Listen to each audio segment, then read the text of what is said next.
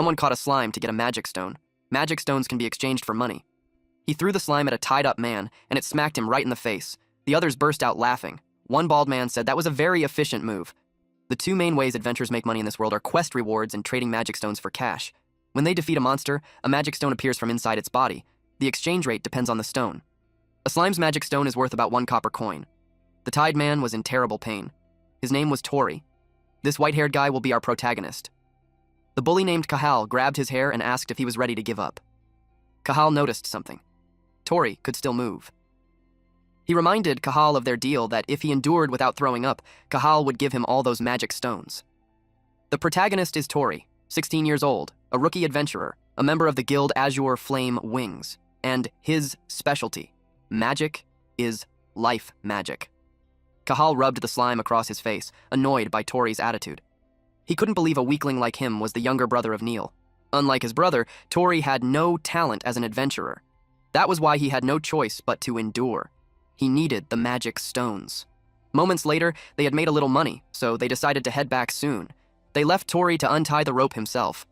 They assumed he would figure it out with his life magic. Tori cried out for his share of the magic stones. That was not what they promised. This made them shove a slime into his mouth.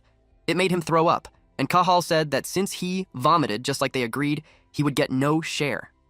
Tori panicked and screamed that he needed money, but Kahal told him that if he really needed money, he should have sold off some of his self-proclaimed amazing older brother's equipment.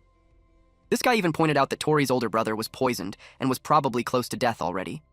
His friends joked that he was cruel, but Kahal told them that if Tori wanted to resent someone, it should be his own weakness. Tori was left tied to the tree.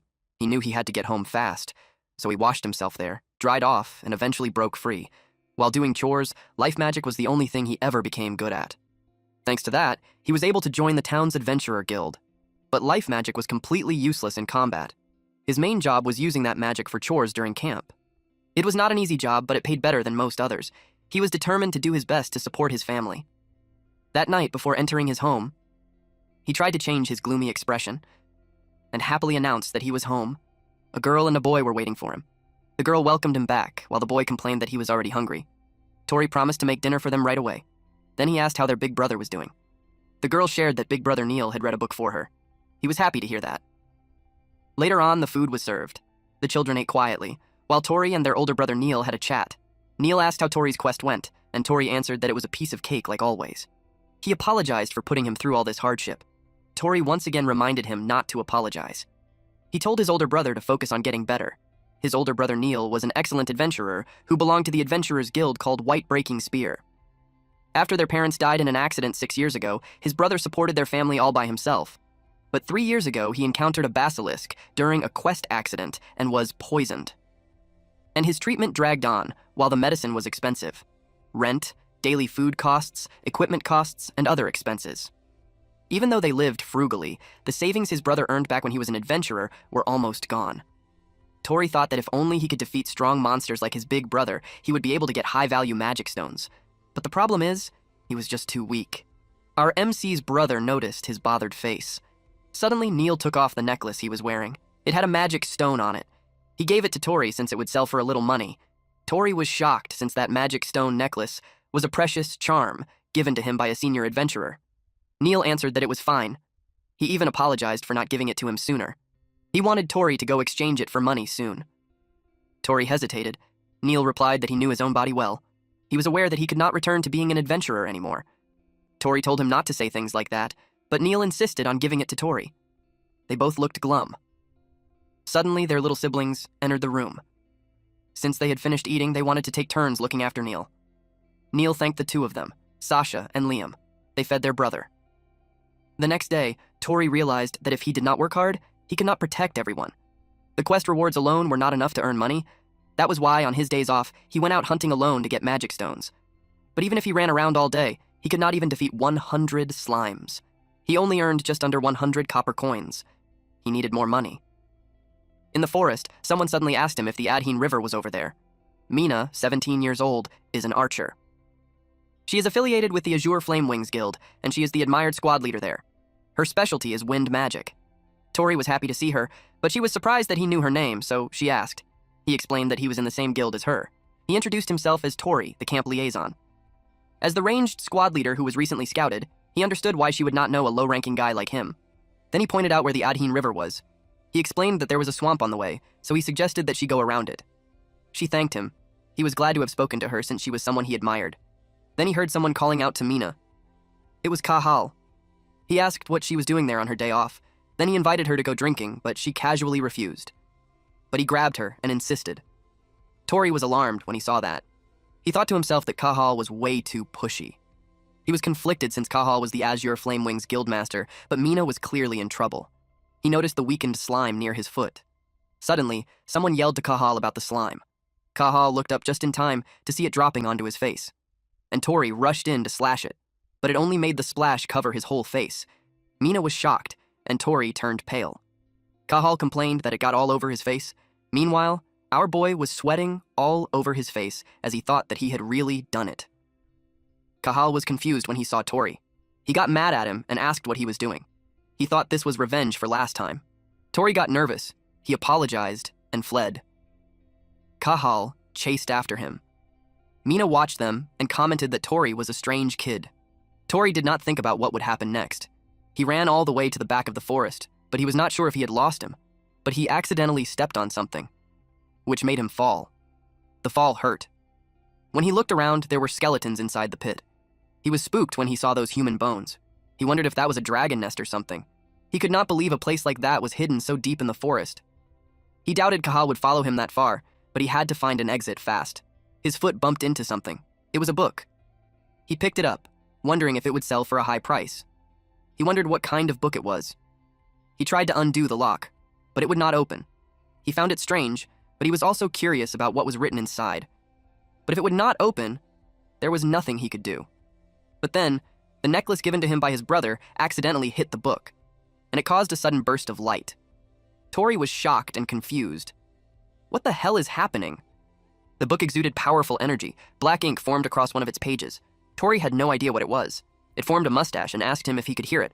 Of course, Tori was spooked that the book could talk, which made him accidentally drop the book. The book continued, saying that since he was able to open it, that meant he was a very strong adventurer. The book welcomed him and introduced itself as Beard.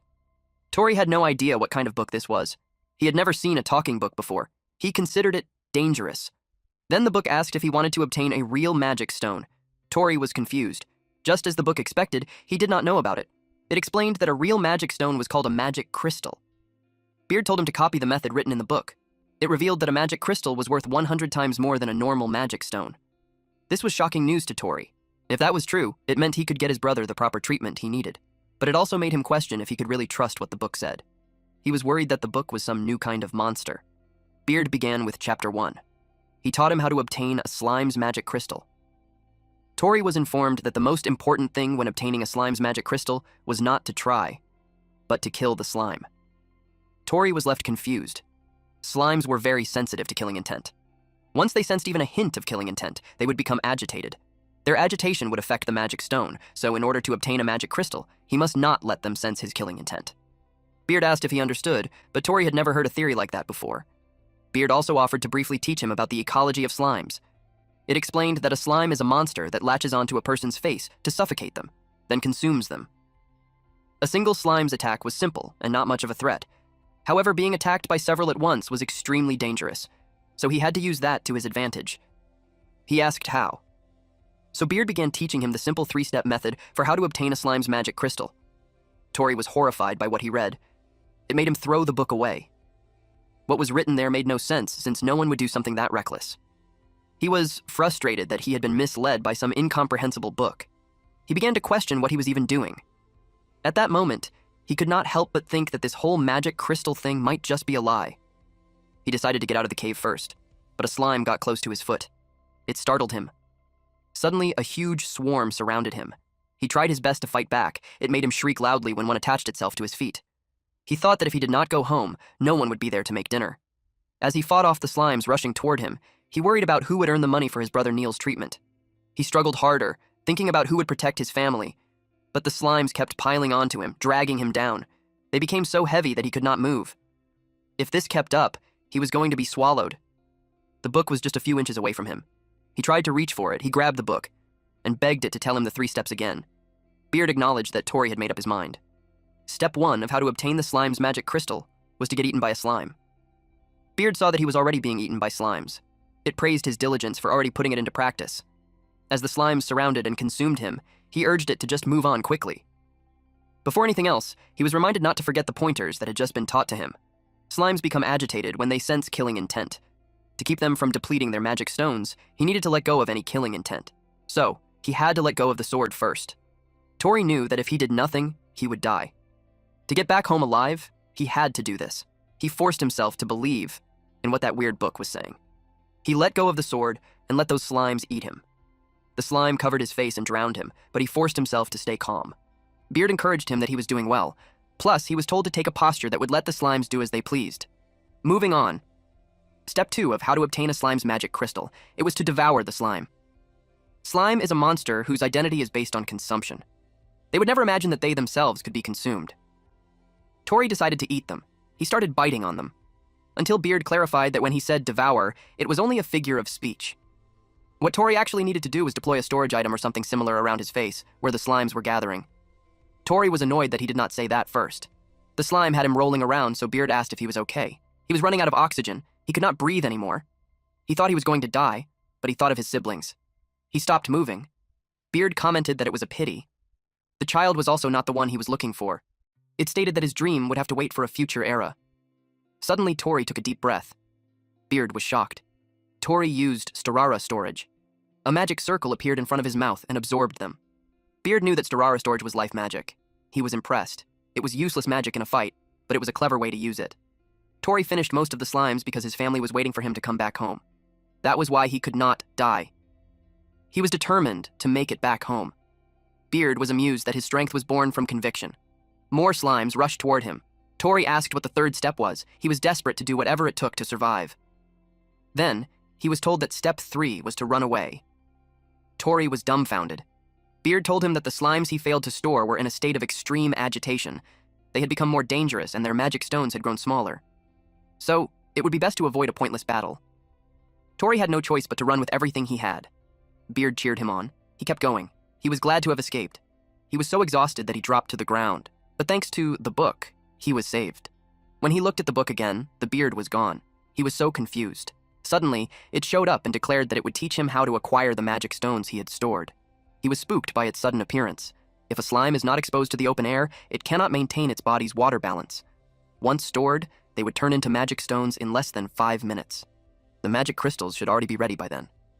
Tori was worried that the slimes would attack him again, but he still released them from the Starara storage. Then, instead of slimes, a large magic stone appeared. With that, Beard completed its explanation of how to obtain a slime's magic crystal.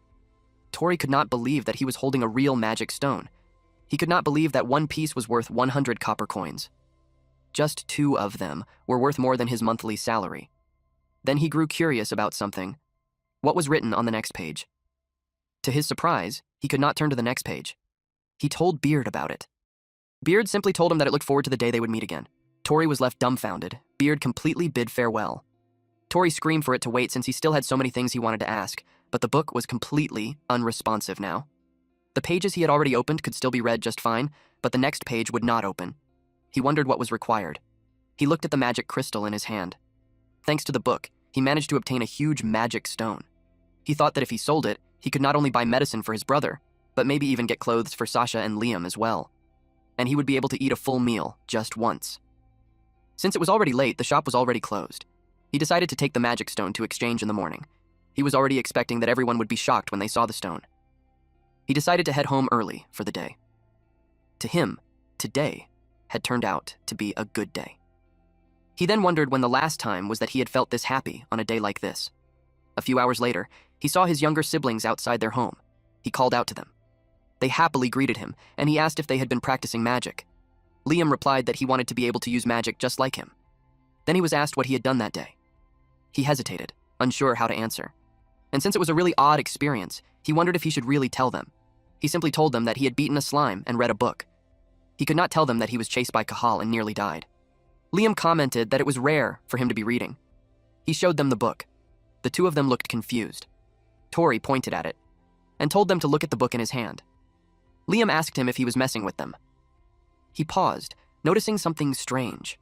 He wondered what was going on. He suspected that the book might only be visible to him. The thought crossed his mind that he might be the only one who could see it. Before he could think about it further, Sasha told him to watch her magic. She drew a circle in the air using a stick. Then she recited ignition and lit a bonfire. But the flame did not last long. It left her confused since it had worked just a moment ago. Tori volunteered to demonstrate. Our boy used ignition, and the bonfire was lit. Liam praised him, saying he was really good at it. He shyly apologized, saying it was only life magic. With excitement, he asked if they wanted him to show them something amazing using that life magic. Then he looked around to double-check that there were no bandits nearby. Then he prepared his hand and used his Storara storage. The item appeared in his hand. It glowed so brightly that it caught the attention of others nearby. Sasha was amused. It was really huge, so Liam asked where he found something like it. Smiling, he asked if they were surprised and what they thought it was. While they were talking, someone approached them. It was the bald bully from earlier with Kahal, along with some friends. Tori turned pale. He realized they had been hiding nearby. He noticed that Kahal was not around. The bald guy asked where he had stolen something like that. They lectured him that just because he was poor did not mean he should resort to stealing. He explained that he had found it in the forest. They immediately doubted him, saying that if a gem like that had been there, they would have found it already. They told him not to lie. Then they insisted on checking it properly and told him to show it to them. Even then, he tried to brush it off, saying it was not that big of a deal. This annoyed the bald guy, and he insisted that Tori show it at once. The man tried to grab it from him. He was disappointed that this happened since he thought today was going to be a good day. But then, his younger siblings grabbed the hem of his shirt. He noticed their trembling hands. They were scared. And seeing that expression made his heart ache even more because he wanted them to believe it was a good day too. Because of this, he decided what to do. He used his storage skill, and everyone saw the magic crystal disappear from his hand. The bullies wore annoyed expressions as they asked Tori what he had just said. Those were magic stones he obtained by going through hell. He would not give them to people like them. He tried to grab his sword, but to his surprise, it was gone. He suddenly remembered that he had thrown his dagger away when he was fighting the slimes. In that case, he knew he had to think of another way. He whispered to his siblings and informed them that they had to run for a bit. After that, our MC attacked the bonfire with the intention of extinguishing it. Everything went dark. Then he yelled for his siblings to run. The bald guy used acceleration. Tori was shocked. He was suddenly punched and thrown to the ground. All his things spilled out of his bag. The man mocked him, saying he was trying to escape by using the darkness and dismissed it as nothing more than a cheap trick. Before he could react, the man lunged forward and struck him. Liam got worried about him, but he urged him to just go. He assured him that he would be fine, so they only had to get home first. The bald guy struck him hard, sending him crashing down. The man told him that he was weak, accusing him of just putting on an act. To counter the incoming attacks, Tori used illumination. The light spread and temporarily blinded the man. Tori used the chance to get away, but the other guy made playful vines appear, and it wrapped around the legs of Tori's siblings. Naturally, Tori panicked. The man pointed out how it was nice and dark, yet he created light, which practically signaled the enemy to catch them. With resolve, Tori ran toward his siblings and declared that he would save them both. But the man controlling the vines told him to stop. He wrapped vines around Sasha. Tori screamed at him to stop it. The man told him that it all depended on what he chose to do. He threatened him, saying that if he did not hand over the jewel fast, his little sister's face would end up scratched. Tori screamed at them to stop. The man activated Water Sphere. It was supposed to rain down on Tori, but Tori used drying. Still, it did not fully block the attack, and it reached Tori, causing him to fall down. But he refused to give up. Even while lying on the ground, he countered with ignition. But the man activated rain. Dark clouds formed in the sky. Tori was horrified. The man looked confused and asked what he had just done when there was no way he could win using something like life magic. Mocking him, the red-haired bully said that even a kid could come up with something better and called him pathetic. The man who made it rain found it funny that Tori still dared to pick a fight with him when he could only use life magic. Tori was so excited when they got that magic crystal. The bald guy claimed that he would be needing money for eye treatment now, and they pointed out that they would be needing the jewel for that. They kicked him at the same time while demanding the jewel. Tori knew he could not win. His younger siblings watched him get beaten up. He endured it as he curled his body into a ball. He realized that a good day would not simply come for him, and since he got no other choice, he used release storage and got the magic crystal out. Then he threw it on the ground, which made it roll and hit the book. The gentle bump of the crystal made the book glow brightly. Beard's voice was then heard and said that it saw that Tori was in a tight spot. Our boy didn't expect it to appear again. Then, it opened. Then Beard stated that they would proceed with Chapter 2. It would teach him combat methods using magic crystals. Tori realized that the next page had opened. Beard discussed Step 1, which was to cast a spell on the magic crystal.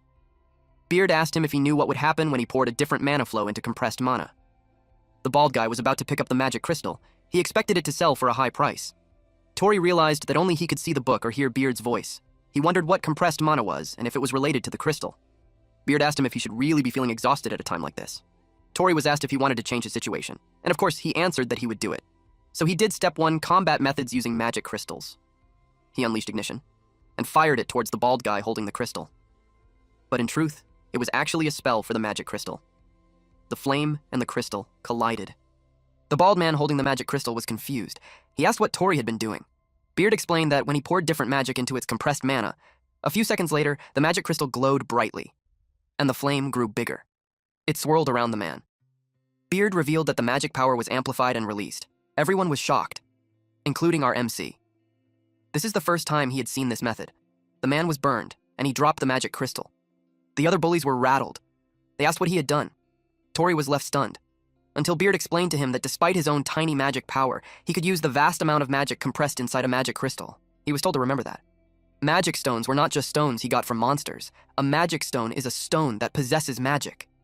The man screamed loudly as the fire continued to burn. Tori could not help but be impressed. Beard told him that was not even a half of it. He was then told that there were 2 more steps to go. The bald man's friends tried to put out the fire. They asked him if he was okay, but most of his face was burned. It was brutal. They cursed Tori. They had no idea what he had just done. Struggling to get back up, he forced himself to move despite the pain. Gritting his teeth, he told himself that he had to hurry and save Sasha and Liam. But Beard told him to wait and began explaining Step 2 on how to fight using magic crystals. He needed to get the enemy to touch the magic crystal. Of course, our boy was completely confused. Then Beard explained that Tori's magic was now embedded inside the magic crystal. In other words, he was the owner of that magic crystal. It repeated that he was the owner of the magic crystal, and that was the reason he needed to make them touch it. At that moment, the enemy, frustrated, decided that if things had come to this, he would at least take the jewel. Beard informed him that anyone who was not the owner of the magic crystal would be treated as an enemy. The moment the enemy touched it, he was burned as well. Making the man scream loudly, Beard simplified it by saying that anyone who was not the owner was considered an enemy, and the magic he cast on it earlier reignited as a defense mechanism. He could not believe the power of a magic crystal. He learned that a magic crystal recognizes whoever bathes it in their magic as its owner. However, if someone else hits the magic crystal with stronger magic, the ownership would be overwritten. That meant if Tori's opponent used stronger magic than he did, the ownership of the crystal would transfer to them. So Beard told him that his next priority should not be the safety of the hostages, but retrieving the magic crystal. Naturally, Tori would not agree with that. He could not let his siblings stay terrified any longer. Tori thought of what Neil would do.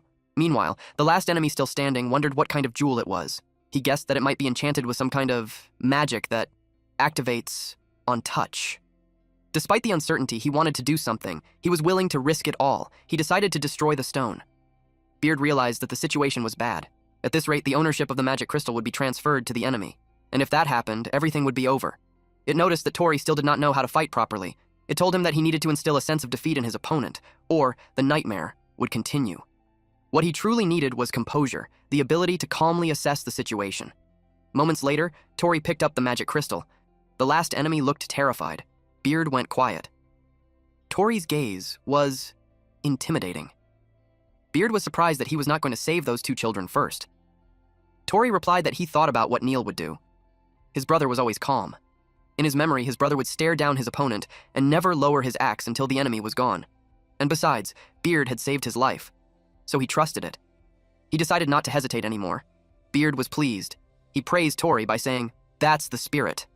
After that, they proceeded with Step 3. The man was annoyed that it felt like Tori was looking down on him. He wondered why Tori was the only one who could touch the jewel. He refused to let Tori win just like that. He targeted those 2 children instead. He wrapped them with vines. The situation was bad. Beard told him to do Step 3, to imagine the monster that dropped the magic crystal. Tori was dumbfounded, because that monster was a slime. But as soon as he thought about it, the magic crystal transformed into a slime. Beard saw that he had potential. A magic crystal allows someone to use the magic of the monster that dropped it. Realizing that, he understood that it meant he could use that power himself. The enemy released more vines. While Tori used slime magic, he rained down slimes on the man. Sasha and Liam were shocked and impressed by Tori's magic. Tori was impressed too. The technique came to him just as he had imagined it would.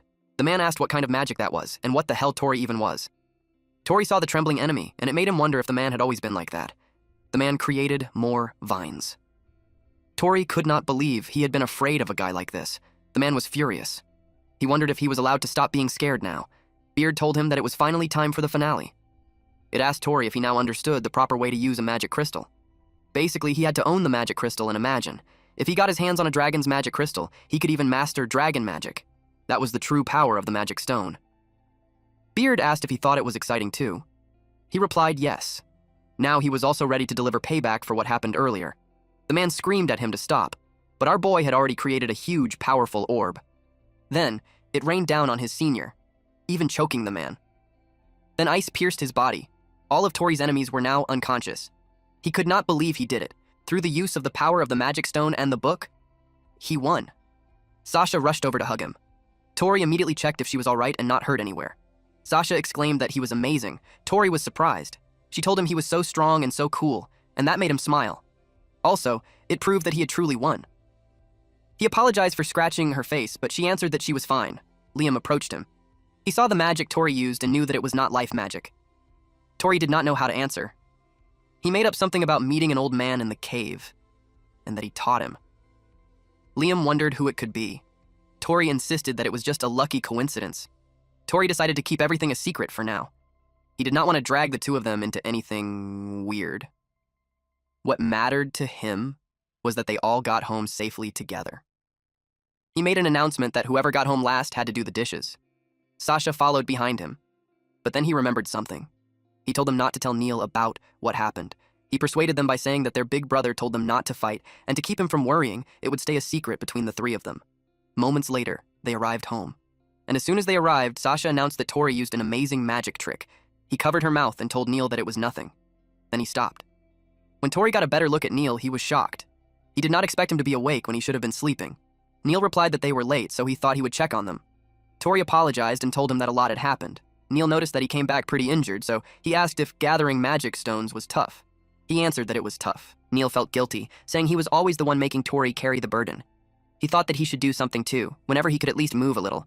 Seeing him like that, Tori quickly reassured him, insisting that he was fine and that Neil just needed to rest. Then, in a hurry, he called out for Liam and Sasha, asking them to help carry him. Time quietly passed. The three siblings were deep asleep, except for Tori. He double-checked if they were truly asleep. Just as he thought, he could not tell Neil, knowing it would only make him worry more. That day had been full of unexpected events. He did not expect a magic stone to hold that kind of power.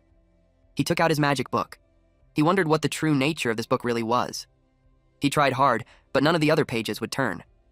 Then he noticed his necklace. He remembered that the first time the page opened was when the magic stone necklace touched it. Suddenly, Beard spoke, and that surprised him. Fortunately, none of his siblings woke up from the noise. He was annoyed at Beard for scaring him like that, but Beard told him it just had a little supplement to add. Someone woke up and asked him if something was wrong. He replied that he just had to go to the toilet. Outside, he complained, telling it not to suddenly show up like that because he could not explain it to anyone. Beard told him that to begin with, no one else could see or hear it. Frustrated, he argued that he had his own circumstances to deal with too. Beard dismissed it, saying that if that was the case, he should handle things himself and not rely on it only when it was convenient. He could only click his tongue in response. Beard then addressed him seriously, telling him that as an adventurer, he would likely acquire many magic crystal stones in the future. Because of that, what he needed most was funds. Without money, it told him, he would not be able to continue as an adventurer. It clarified that he should exchange those magic stones for money. Thinking about it, he agreed, saying that was what he originally intended. But now, he also wanted to be able to use slime magic. Beard told him that he should now be able to obtain magic crystals like that anytime. It pointed out that he had already grown stronger than before. He was asked if he thought of it that way too. He could not answer. Beard abruptly told him goodnight. Caught off guard, he tried to stop it, saying he still had things he wanted to ask. As it went silent, he could not help but think it was a selfish guy. Looking up at the night sky, he wondered why it was telling him so much. Even so, he understood that money was necessary. With that in mind, he decided that tomorrow he would bring the magic stones to the exchange. The next day, he was in disguise. He gathered the old helmet from home. He also used the cotton beard he had made. Even the old sheet he was planning to throw away became part of it. With all of that, he believed no one would be able to recognize him. He went to the exchange store. His appearance caught the attention of the people there. Some guessed that he might be there to sell off his stash of magic stones before retirement. Thinking about it, if a mere camp helper showed up with a magic stone, people would start getting suspicious. The people in the store mocked him, asking what he was doing there and if he was trying to get some nursing home money. Laughing, they assumed all he had were moldy old stones. Without saying a word, he slammed the magic stone down in front of them. Their jaws dropped. He calmly asked them which one was moldy, the stone or their eyes. Caught off guard, the staff panicked and quickly called for the manager. Seeing the stone, they were shocked, wondering what it was and if the old man could actually be a famous adventurer. Some even admitted they had never seen such a huge magic stone before. He realized that in this world, if someone was being looked down on, the store would not buy what that person was selling. Bluffing his way through, he remembered that this was the technique at the exchange, just like Neil had used before. After that, he finished his business and immediately set out. He turned into an alleyway, sat for a bit, and took out his gold coin. He inspected it carefully. He could not contain his emotions upon seeing it in his hand. He was so happy about getting one gold coin. It was his first time ever holding one. Just like Beard said, it was worth 100 times a slime's magic stone. At this point, he had taken off his disguise and thought that with this, he could already cover Neil's treatment fee, and even their rent for the month could be paid. Excited, he also thought about buying shoes and clothes for Liam and Sasha. Filled with joy, he declared that tonight they would feast. Until someone grabbed his hand. It was Cahal. Cahal asked why he had a gold coin. Tori was shocked. Then he felt rage. Tori was angry since he had finally gotten his hands on a gold coin, and he was found by those guys in an alleyway. But to his surprise, the gold coin was gone. Even Cahal was dumbfounded. They saw the culprit running away. This person had the gold coin between his fingers and told them that their story was like two dogs fighting over a bone while a third ran away with it. Then this person jumped side to side across the buildings to reach the roof. He landed safely and bid goodbye to Mr. Careless. Tori and Cahal were stunned, and they both yelled at the person to give back their gold coin. Tori could not believe that the man had gotten away. He wondered what that guy was all about. Even though he had finally earned one, he could not help but think that in the end he was still broke. He took out his magic book and asked why it did not help him. But the magic book stayed silent. He kept asking why not. He had told his siblings they would have a feast before he left home, and now they would be disappointed. He announced that he was home. When he opened the door, he could hear his siblings calling out for Neil and telling him to hang in there. He panicked. He rushed toward the room and asked what had happened. Neil was not looking good. He was in excruciating pain. Without wasting time, he told Sasha and Liam that he was going to get the doctor. He instructed them to look after their brother while he was gone. They quickly agreed as he rushed out. Neil had been afflicted with basilisk poison for a long time now. Although he had been stable recently, the poison was eating away at his body. He hoped Neil would hang on a little longer and not leave them yet. At the clinic, he barged in, calling for the doctor in desperation. The doctor was telling someone that he was out of medicine. The person in the white robe asked if there were any materials needed so he could go and get them. The doctor hesitated, unsure how to respond. Then the person in the white robe and Tori's eyes met. Tori recognized him and shouted, calling him the thief from before. He saw the gold coin on the counter and immediately grabbed it. He demanded that he return the gold coin, claiming it was his. But the person in the white robe grabbed it first. Then he denied it, saying he did not know what Tori was talking about. This made Tori furious. Before things escalated further, the doctor told him to calm down and asked what the matter was. Tori suddenly remembered his purpose. He told him that Neil was in a lot of pain and that it was really bad.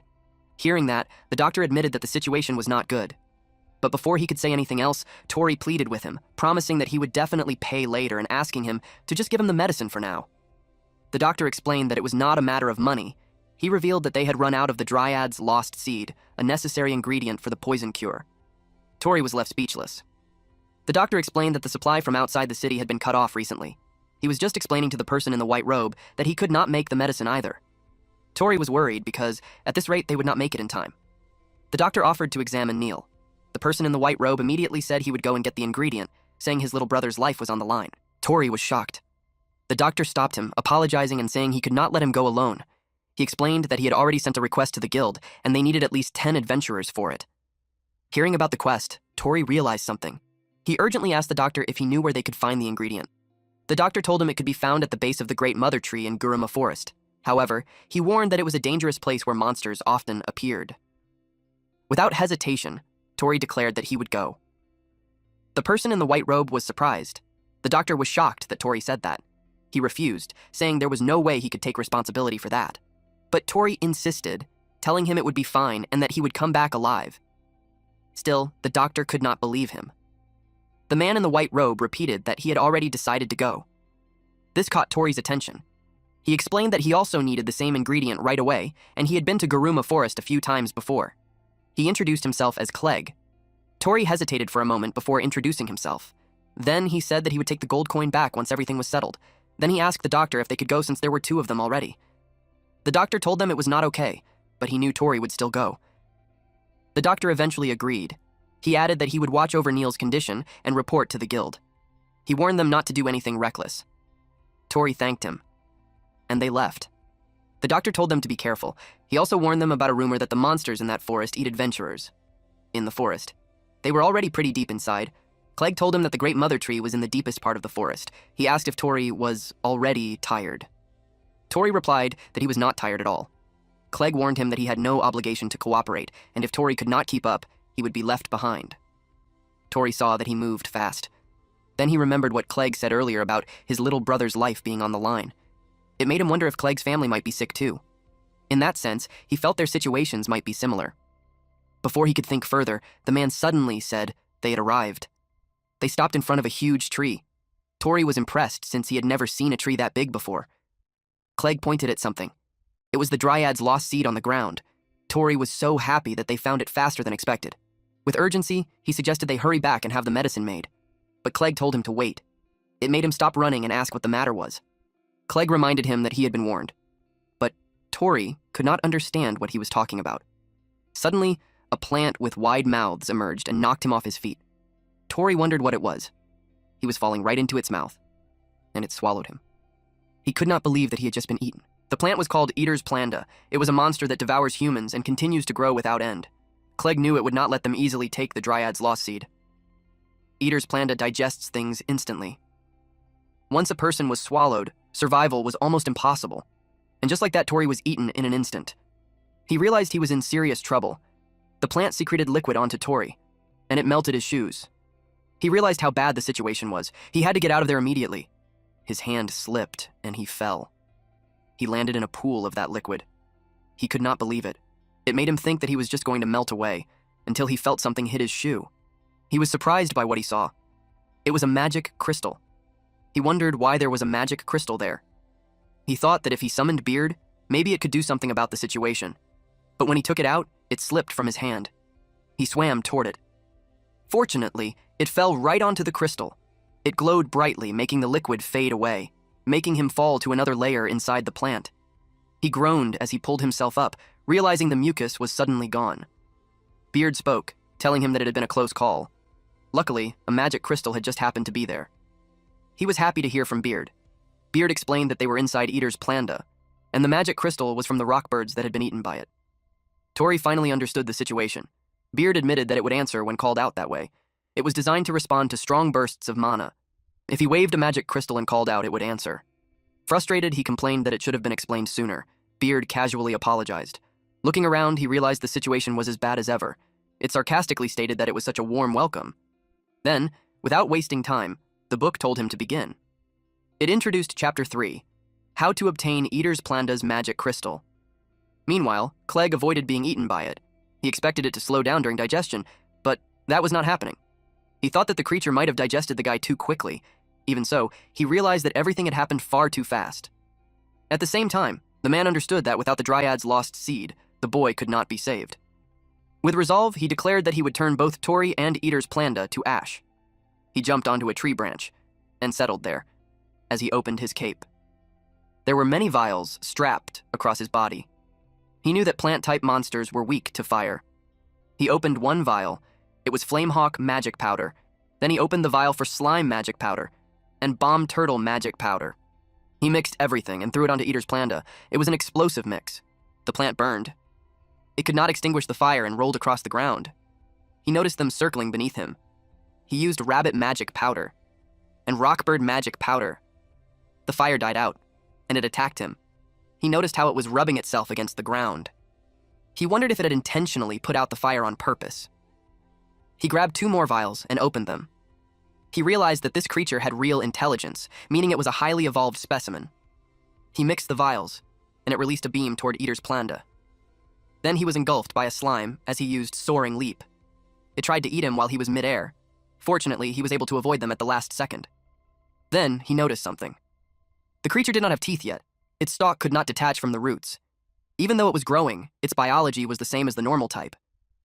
He landed with his back to it, and it wrapped around his torso and slammed him into the ground. It made him spit blood. He worried that he was going to get eaten. Unexpectedly, they moved erratically. He could not believe that it started convulsing. He took his Purple Panther magic powder and Wolf Helm magic powder and threw them. Allowing him to use Axel Mix, Eater's Planda chased after him, but he moved fast and intentionally tangled them together. It was intelligent, but it was still at a child's level. He planned to destroy its nerves from the outside. He then prepared multiple types of magic powder, poison feed, fly moth, and acid bee. He mixed them all together, creating the technique Dissolve Mix. But the creature's body was still intact. He clicked his tongue, realizing the creature was tougher than expected.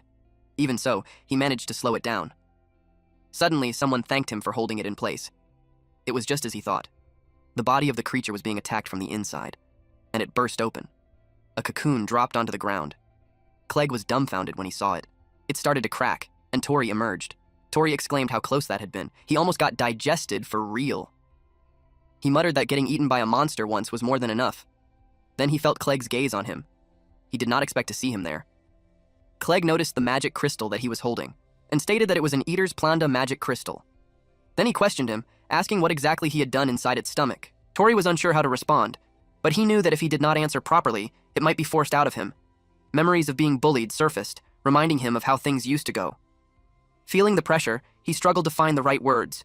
He quickly brushed it off, saying they needed to take the Dryad's lost seed with them. He reminded Clegg that he was going to save his brother, urging him to hurry. He grabbed the seed. He was hopeful that with it, his big brother Neil would be saved. At home, Neil was given medicine. The doctor then said they would watch the situation for now. He explained that it now depended on Neil's stamina, but he should be fine. Hearing that, Tori felt relieved. After that, he handed Clegg a small pouch. He said it was medicine for his brother. It was all he could prepare for now, and he could come back for the rest later. Clegg simply looked at him. He avoided his gaze. He told him not to charge him for the clothes he borrowed, and that the quest reward should be split in half. Then he remembered one more thing. Clegg asked what exactly he had done inside Eater's Planda. Tori already expected that he was going to ask that. Back then, Beard informed him about Chapter 3, which was a discussion on how to obtain an Eater's Planda magic crystal. The first step was to get eaten. Tori had an expression that screamed, "Are you kidding me?" He told Beard that he really wanted to survive. Beard responded that it would help him. It pointed out that the first step had already been achieved. Amused, it added that he had a good sense for these things. He was told that from that point on, it would be a quick battle. If they took too long, they would melt and die. Beard asked if he was ready. With resolve, Tori declared that he was there to save his brother, so he would not die there no matter what. Beard bluntly asked if he wanted to die. He blushed and immediately denied it. Ignoring his reaction, Beard moved on to the next step. Step 2 was to scatter a large amount of ash. Tori was confused about using ash. Looking around, he realized the surroundings were already filled with flammable bones and wondered if they would burn. Beard urged him to hurry, warning that he would die if he did not act fast. Tori had doubts, though. But then acid was coming out again, and wood fell. He was confused that a tree had fallen, and more things dropped. He realized that a fight was going on outside, too. He figured that if they burned the pieces of wood around them, they could create ash. Now, he was sure that they could do it. He used ignition. He spread the fire everywhere, but Beard told him that the ash still was not enough. Then Tori noticed that his clothes were melting. He thought of something. He removed all his clothing and used ignition on it. Beard approved by saying that burning the clothes was a good decision. They moved on to step 3, which was to create wind. Tori got serious. He activated desiccation to create it, and Beard was left speechless. Then it asked if that was supposed to be wind magic. Beard told him that everyday magic did not have enough force to create wind. He argued that he could not use wind magic. Beard remembered that there was a rockbird magic crystal nearby. It asked Tori if he had ever seen a rockbird before. The magic crystal could use flap magic. He remembered the moment when slime magic first appeared. Realizing the pattern, he thought that if he used this magic crystal, something similar might happen. With that in mind, he reached out and grabbed the rockbird magic crystal. Then he activated flap magic. A strong wind circled around him. He was told that he was getting the hang of using magic crystals. He shouted that he had already scattered the ash and asked what to do next. Beard calmly replied that it was done. Tori was confused. Beard informed him that the area was maintained as acidic because of the stomach acid. By scattering large amounts of ash, the environment inside would be neutralized. As a result, the internal balance would completely flip. Meanwhile, outside, Clegg fell. Beard felt a bit of sympathy, thinking about how painful that must be. Once the creature reached a near-death state, somewhere inside its stomach, Eater's Planda's magic crystal would appear. It slowly came out of the stomach wall. Tori was so happy. He was told that once the magic crystal was taken, Eater's Planda would eventually wither. He was then urged to get out immediately while he still could. Beard warned him that the stomach acid would keep coming, so he needed to put some clothes on quickly. Tori was surprised because he had already burned his clothes. The stomach acid came pouring down. It pointed out that Eater's Planda was going wild. At that rate, it warned that escaping would be difficult. Of course, Tori refused to die there. He had to protect himself from the stomach acid, but only bones were left. But Beard warned him that even bones would melt at that rate. Frustrated and scared, he shouted back, telling it to stop saying terrifying things like that. Then he realized that the bones would melt, but the stomach itself had not melted. He grabbed it, thinking that it was now or never. He bit it and pulled it apart. He wrapped it around his body and climbed upward to escape. He did so while holding the magic crystal. He admitted to himself that it was reckless. But they did not have time to wait for it to wither. If he did, his brother's condition would only get worse. Meanwhile, outside, dissolution medicine was used. Beard noticed that the movement of Eater's Planda had slowed down due to some kind of external pressure. Then he heard Clegg say that he could only stop it from moving. Then he answered to stop it with a knife. That was what happened. He really did not know how to explain Beard, and he was not good at lying. Clegg knew that if it were not for Tori, he would not have been saved. Tori simply smiled and thanked him. Clegg did not respond at once. He just turned his back on him. Tori was confused, but he wondered if he had successfully avoided the question. Then Clegg stopped walking. He looked at the pouch in his hand and admitted to himself that he could not have done it alone. He held onto the pouch and remembered that the guy's name was Tori. He told himself that he would not thank him. That night, Cahal and his squad were shocked. They came for the subjugation quest, but Eater's Planda had an empty stomach, meaning the subjugation was already done. He asked Mina what they should do. He suggested they go back and go on a date. Mina checked the corpse. It was completely withered, which meant that the magic crystal had already been collected. Then she noticed something. It was a note that the pants were owned by Tori. She remembered that name, and that the guy was from their guild. She wondered if that kid had subjugated Eater's Planda. Late at night, Tori unlocked his storage and took out the 2 magic crystals. He did it on purpose, so he could admire those 2 magic crystals. He was happy to have 2 magic crystals at once. One came from Eater's Planda, and the other was from the rockbird. He recalled that he had fought a rockbird once at the guild, but he could not even scratch it. He wondered how much they would be worth. But then, there was one problem. How could he exchange them without getting caught? The last time, Cahal and the others noticed right away. He wished they did home appraisals, but then his brother would question where the crystals came from. He glanced at his sleeping brother. He wondered if Neil would even believe him if he told him about Beard, and that he could now use powerful magic too. He might finally be able to get him proper treatment. He also felt relieved that he would not have to worry about Sasha or Liam as much. In the end, he decided that he could handle everything on his own. Suddenly, someone knocked on his door. He wondered who would visit at that hour. He opened the door and asked who was there. He was surprised to see Clegg. He asked what he wanted for him to show up in the middle of the night. Clegg threw the gold coin at him, and he almost failed to catch it.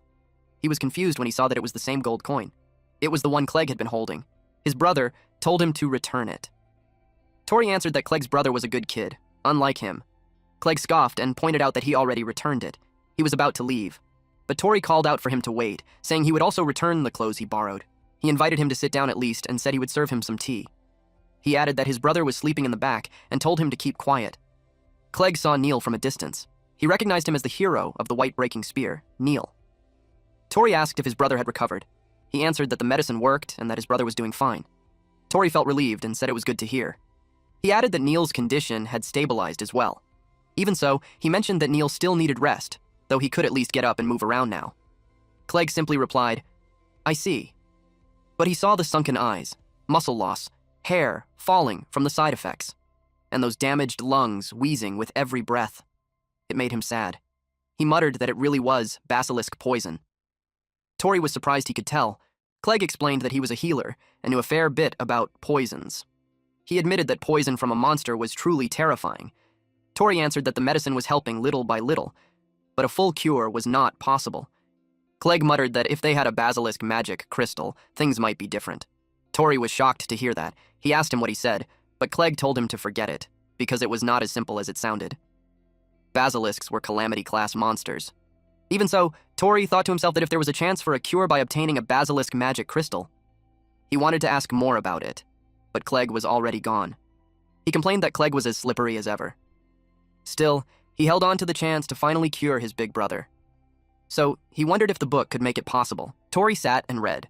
He'd been able to unlock more pages from it. He learned that combining crystals could unlock new ones. Then, one page caught his interest. There was a list of different types of magic crystals, like the slime magic crystal, Eater's planda magic crystal, and the rockbird magic crystal. He wondered if the book was some kind of encyclopedia. It contained all the crystals he'd collected so far. One entry described the slime magic crystal, a clear blue crystal that generates slime magic. It also noted its value, estimated at around 38,000 to 52,000 G. There was also the Eater's planda magic crystal, with C-rank rarity. It was a beautiful indigo crystal that generated vine magic. Its value was around 220 to 280,000 gold. He read the next entry about the rockbird magic crystal. It described it as a rugged amber crystal that generated wingbeat magic. Its value was much higher, around 90 to 110,000 G. Out of nowhere, Beard commented that Tori had finally noticed something. Of course, its sudden appearance startled Tori. He told it not to suddenly appear like that. Beard told him that those records in the encyclopedia were pretty handy. Tori admitted he'd never seen those pages before. He only read what was available. Beard replied that once he inscribed them, knowledge was added automatically. It had unlocked part of its knowledge for him. Tori was confused why it would do that. Beard continued, explaining that there were 100 types of magic crystals in the world. It wanted him to collect all of them. Shocked, he asked why it had to be him. It answered that it was because it trusted his ability. It asked him if he wanted to cure his brother's illness. Hearing that, he froze. Then it explained that it contained all the knowledge about magic crystals, but it also admitted that it was just a book. It could not hunt monsters on its own, and meeting him gave it an idea. It proposed a deal. He would gather the magic crystals. In return, it would share its knowledge with him. It pointed out that their interests aligned perfectly. He felt uneasy, saying it sounded like making a deal with the devil. He's also well aware that there were plenty of stronger adventurers out there. Beard laughed and said he didn't understand his own true value. Confused, he repeated the word, questioning what it meant. Beard was about to reveal something, when they were interrupted by a loud noise. Beard found the aura familiar. Tori was shocked. He rushed to check it. There was a monster wreaking havoc in the city. He could not believe the city was being destroyed. And that monster looked familiar to him. It was the basilisk, the one that left Neil in that condition. Basically, Tori's sworn enemy. He brought up what Beard mentioned, that their interests aligned. Beard confirmed that. That made him determined to take the magic crystal while Beard lent him its strength. Beard stayed silent, and eventually, it agreed. So, their Chapter 4 discussion was how to obtain the basilisk's magic crystal. People ran in panic as a massive basilisk appeared. They shouted for everyone to run, warning that they would be crushed. Amid the chaos, a child cried out, calling for his mother. Terrified and alone, he desperately looked around, shouting for her. But then, a building was about to fall on them. Fortunately, a man with a huge hammer arrived. He caught the child while smashing apart the falling section of the building. He told the child that everything was all right. The mother spotted the child. She was relieved to finally find him. The child ran to her. The mother thanked the man for saving them. He told them to run carefully and head to higher ground since the rescue team would be there. They agreed and quickly left. The child asked the mother about the man, and she answered that he was the strongest adventurer in town. He was introduced as the Guild Master of White Breaking Spear. His name was Angus, also known as Black Iron's rabid dog. He was a 37-year-old adventurer. He specialized in striking magic and stood as one of the strongest figures in the guild. He noticed a line of ants near his feet. He apologized for almost stepping on them. He thought they were evacuating too. With confidence, he told them not to worry and to leave everything to him. He declared that he would restore peace to the town in no time. He dragged his hammer to draw a line. It was the mark of the place he needed to protect. And then the basilisk noticed him. Angus didn't waste his time and immediately used Black Iron's thorn. A pentagon-shaped barrier formed in front of the basilisk. He swung his hammer. Dark energy surged from the pentagon and burned its body. He told the basilisk that from that point onward, entry was forbidden. The basilisk hissed at him. He had no idea why the monster known as the Mad Poison Basilisk had suddenly appeared in town. But what he did know was that it was Neil's enemy. Without hesitation, he launched an attack. He was determined to take its head right there and then. After his attack, he commanded his reinforcements. The archers prepared to strike. They simultaneously unleashed piercing arrows. The arrows they fired were not getting through at all. They reported to Angus that the scales were too hard. Some of them even thought it was impossible. But Angus shouted at them not to get discouraged and said the rest of the team would arrive soon. He told them to keep firing. Even if 100 arrows were shot and only one landed, it still dealt damage. And if they shot 1,000, that meant 100 times the damage. He charged forward and struck the basilisk head-on, declaring that they would not lose in a contest of strength. He added that their guild was all about hitting things until they broke. Cahal arrived and commented that their leader was a muscle brain as usual. Suddenly, someone used the skill weight. The basilisk was forced to the ground. Angus was surprised to see gravity magic. Then Mina came in and used Arrow of the Storm, and it damaged the basilisk.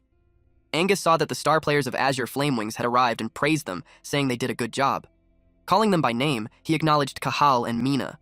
Cahal joked that it was called a star's entrance. At the same time, Clegg used bombing medicine on the basilisk. Angus acknowledged his arrival. Clegg apologized for being late and asked about the situation. Angus replied confidently, saying he had not let it cross the line yet. Clegg just scoffed. Meanwhile, Cahal wanted to say Mina did a good job, but it looked like her attack was not very effective. The townspeople cheered as they saw White-Breaking Spear and Azure Flamewings arrive. The arrival of the town's two major guilds made them believe everything would be fine now. Hope spread through the crowd as they placed their trust in the adventurers. From a distance, people shouted their support, calling out to Mina and the others to hang in there. Cahal was unhappy when he noticed no one was cheering his name. One of his members told him that he was the heel of the town, but he found that unacceptable since he was the guildmaster of Azure Flame Wings. He decided he needed to redeem himself. With a grin, he shouted for everyone to move and charged forward. Seeing him rush in, Angus called out to his guild members and told them not to let Azure Flame Wings get ahead of them. Meanwhile, Tori was rushing, because the guilds had already started moving. Realizing this, he told himself he had to hurry too. As he ran, the doctor spotted him and urgently asked for his help. He was about to refuse, but he saw someone trapped under the rubble. The doctor said that just clearing the rubble was enough. If the person stayed there, they would be poisoned by the basilisk. Hearing that, he immediately thought of his brother. Tori was horrified, so he moved to help, and they were able to pull out the woman. The doctor carried her on his back. Tori asked if the person could be saved. The doctor explained that they could suppress the poison, but there was no medicine in town that could cure it. Hearing that, he froze. Then, the doctor added that this was not the only person who had been poisoned. When they reached the camp, he was shocked to see so many victims. He realized that it was not just his big brother. The town was being poisoned by the basilisk's venom as if it had been cursed. With that, Beard asked him if he was ready. Our boy then clenched his fist and replied, yes. Now he was far more determined to defeat the basilisk and get the magic crystal. Back to this hammer guy. Angus led everyone in the charge. It was time for them to play with this basilisk. He unleashed black iron thorns, while Cahal used gravity. Mina activated wind-slicing arrow, and Clegg prepared explosive mix. They released their attacks at the same time. But Clegg found it strange. One of the archers even pointed it out to Mina. It was strange that none of their attacks were doing anything. She expected the scales to be hard, but this was ridiculous. Mina agreed. She even noticed that her magic consumption had been insane the whole time. She wondered if Angus had been the one suppressing something earlier.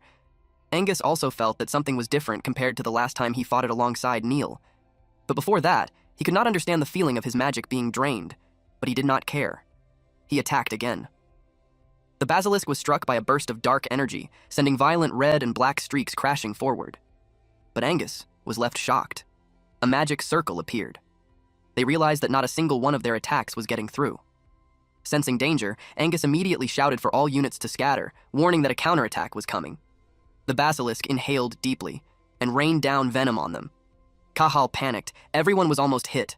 One of the archers was about to be engulfed by it, but Mina saw her, so she pushed her away and got hit on the shoulder instead. Her female archer friend and Cahal were worried for her. Her arm was burned by the venom. Immediately, her complexion turned pale. The others suffered the same fate. Some were even hit in the face. Angus realized that everyone was being overwhelmed by the basilisk's poison. To him, it felt just like that time when Neil's power was taken away. He lamented that event, because back then, he was the one who was supposed to protect his comrades. He blamed himself for erasing Neil's future. Neil was the hope that led everyone. He was lost in thought until Clegg yelled at him to dodge. The venom was about to rain down on him. He noticed the cat standing on his drawn line. He called it an idiot for being outside the line. Suddenly, someone used vine magic, and the vines formed a barrier that shielded Angus from the venom. Angus was shocked. Vine magic was used once more, and the vines wrapped around the basilisk. It sprayed venom again. Then this person used storage release, and used wingbeat magic to disperse the poison. Cahal was caught off guard and asked what kind of magic that was. They could not believe that the poison had been blown away by wind. Clegg saw who it was. The person's back was turned toward them. Angus thought it was Neil. This shocked the female archer, but Mina told her that was wrong. Angus looked carefully, and they realized it was none other than Tori. Beard then spoke and revealed the next step, how to obtain a basilisk magic crystal. Step 1 was to restrain its body, which was already done. Tori said he would not let the poison claim any more victims. With a determined and pissed look on his face, our boy declared, "I'll be the one to get the magic stone crystal." Beard agreed with him. At the same time, Cahal questioned who had called Tori. He added that it did not seem like normal life magic. Then he asked who had just called him Tori. One of the guild members pointed out that he had already told him Tori started using strange magic recently. Mina was surprised to see him. Even Clegg was caught off guard. Angus kept watching him. He could not believe that it was Neil's little brother. Seeing him now, he could not help but think about how much he had grown. Clegg asked why Tori was there. Tori questioned why Clegg was the one fighting a basilisk and what he was even doing there. Clegg reminded him that he was an adventurer too, and a member of White Breaking Spear. Tori was surprised and asked if it was the same guild as his brothers. Clegg confirmed it, adding that he joined after Neil did. Suddenly, Angus rubbed Tori's head. Angus asked if Tori was acquainted with their ace. Tori recognized Angus. Angus knew that the bird magic was Tori's technique, and Tori confirmed it. Angus thanked him and told him it was a good technique. He then instructed Clegg to go help the ones who were poisoned. He also told him to take the dog with him because he could not protect him if he stayed outside the line. Clegg was confused about the dog. Then he noticed it, a small dog nearby, reacting nervously. Tori noticed how, even in the middle of battle, Angus was thinking about people more than just the fight. He was amazed by the town's strongest adventurer. But this was interrupted when the basilisk made a loud noise. They all became alert. Angus rushed forward while telling Tori that he was counting on him for support. Tori was caught off guard by that, and Clegg made his move, entrusting the rest to Tori, which made Tori surprised again. Beard found the situation amusing. It stated that things were getting interesting, especially now that Tori was being counted on for support. Tori scolded it since this was not the time for jokes. He asked what would happen to the magic crystal if Angus defeated the basilisk. Beard reminded him that extracting a magic crystal required a specific procedure, and only he could do it. Then it warned him. If he failed to obtain the basilisk's magic crystal, everyone would die from the poison. Tori recalled the injured people he saw, and he made up his mind to do it. They proceeded with step 2, which was to peel off its scales. Peeling off its scales would be their biggest mission. Tori asked why. Beard told him to look closely. Beard admitted it didn't know exactly why, but the basilisk had a defensive magic that repelled magical attacks.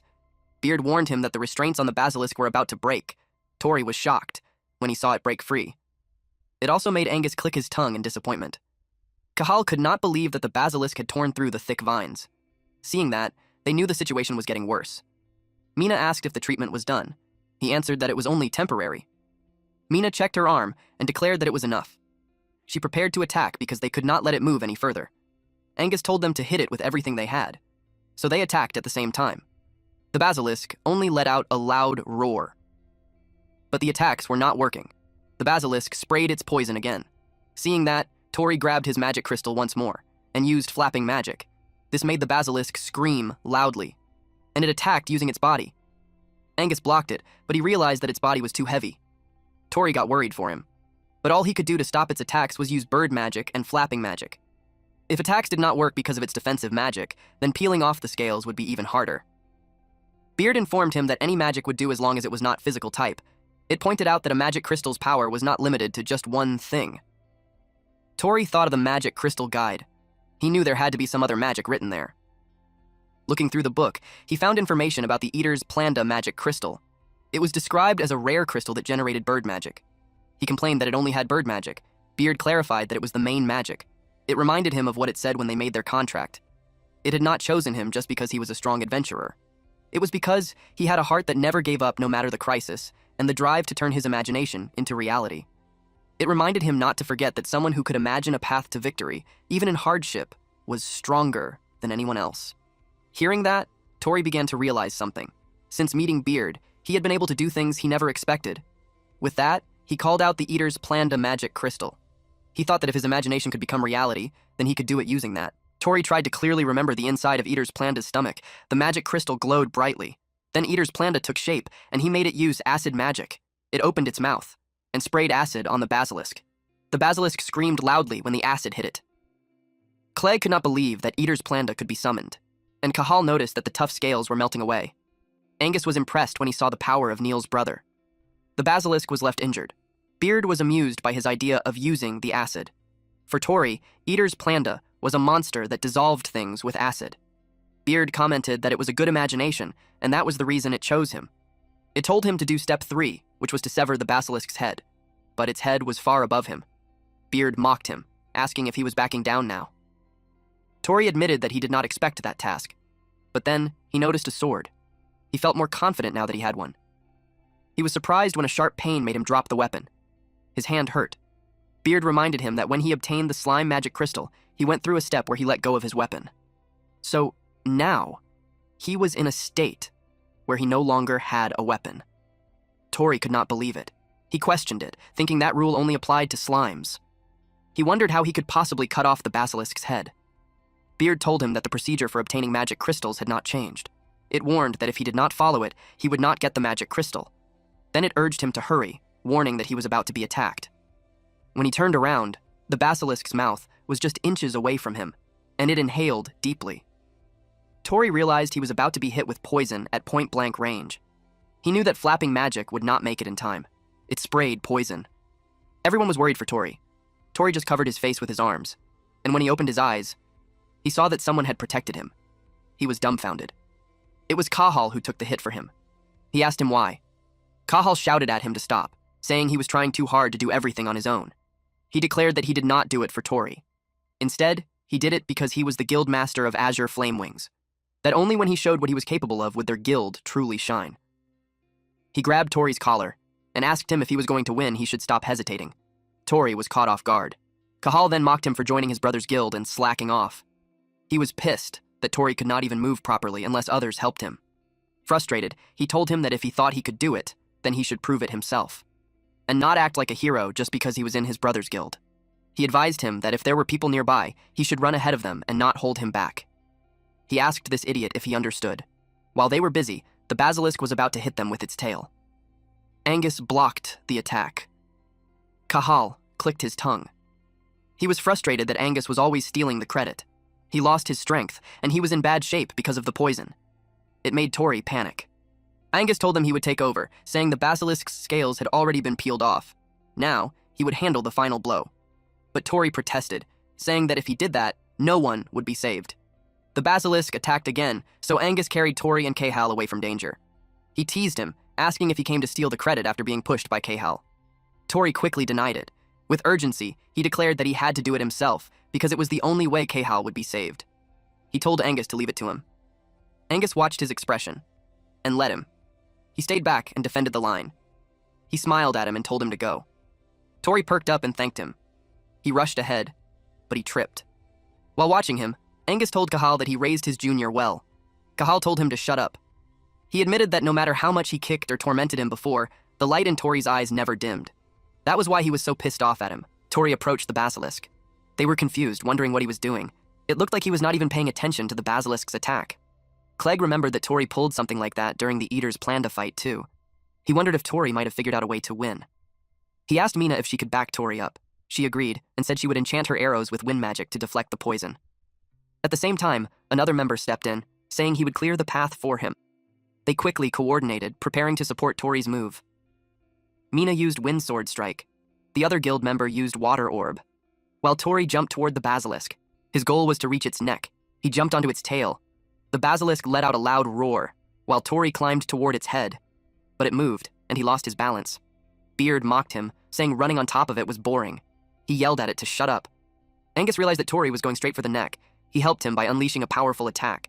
Then he offered his hammer to Tori to help him get up there. Tori was surprised. He landed on the pentagon barrier. Angus screamed at him to finish it. Tori jumped toward its head, but he could not use a weapon, and he could not use attack magic either. All he had was Imagination. He unlocked the storage and took out the Rockbird's magic crystal. A little flashback. He remembered when Liam mentioned that their kitchen knife was getting dull. Liam asked where he had put the whetstone. He recalled that Sasha had been using it to play, but she could not remember where she left it. Liam pointed out that if she did not put things back, they could not find them when they needed them. Hearing that, Tori decided to take matters into his own hands. He used honing on it. Liam was impressed that the knife was sharp again. Sasha called it amazing. They told him that when it came to things like this, he was the best. They also said that his magic was incredible. Then, back in the present, he realized he had both a magic crystal and life magic, and no one understood life magic better than him. He combined the Rockbird magic crystal with his honing. A golden light burst out. Tori put all his strength into it, to create Wingbeat Slice. Clegg asked if he was able to get the head. They all watched carefully. Cahal looked optimistic about it, but Beard told him it was too bad, because all Tori did was cut the skin. The basilisk sprayed poison at him. Everyone got worried for him. The situation was bad. He took the full blast of the poison. He was hurting so much. It felt like his body was being stabbed with needles. He could not believe Neil went through that, as well as Mina, Cahal, and everyone else too. Thinking about them made him even more determined. They all needed the basilisk's magic crystal. He knew he was nothing if he just suffered and stopped there. He became determined to get that magic crystal. He was almost there. He focused, thinking the basilisk's head just needed to come down a little more. His eyes were blurry, but he could see someone place a hand over his, and asked him if he was still alive. He was left confused. Everyone was shocked when they saw who it was. Cahal got mad at that person, asking why he was there. Angus was left speechless. That person was Neil, and he was supporting Tori. Neil asked Tori if he was still alive. Tori could not believe his brother was there. Neil told him he had fought well. Tori wondered if he was just hallucinating from the poison. He could not understand why his brother was there. He lost strength. Neil saw that he was poisoned all over. Then, he called Angus to take care of Tori. Tori was confused by his brother's actions. Neil told him to leave the rest to him. He took out his axe and announced that he would take care of the basilisk. He declared that he would turn it into dust with his axe. Tori was surprised and confused when Neil vanished. When he appeared again, he was already near the basilisk's head. He slashed its body, making it scream loudly, and it prepared to counterattack. Neil saw it, so he stepped on his axe and launched himself in the other direction so he could evade the poison it sprayed. Mid-air, he turned and aimed his axe forward to cut through the basilisk's mouth. The others watched in shock, calling his move amazing. They could not understand how he was swinging such a massive weapon so easily. Some wondered if he was just enduring the basilisk's poison. Others immediately denied it, saying that was impossible. Mina and Clegg saw that he used enhancement magic. Tori was surprised. Then Angus grabbed him and asked if he did not even know his own brother's magic. He informed him that it was Neil's specialty, a composite enhancement magic. Power surrounded Neil and began to surge. It boosted everything: stamina, defense, magic duration, attack power, and agility. He stacked every physical enhancement possible to crush his enemies. All they saw was a flash of white light tearing through fresh bone, leaving nothing but ruin. Neil, the man known as the White Breaker's Spear, is the most powerful adventurer among them. Cahal commented that for a sick man, Neil really loved to show off. Angus replied that Cahal and Neil were alike in that way. Tori stood there amazed. Angus glanced at him. He wondered if Neil had come to save his little brother, or to undo the past. With Neil's condition, Angus also questioned whether he could defeat the basilisk on his third attempt, 6 years earlier.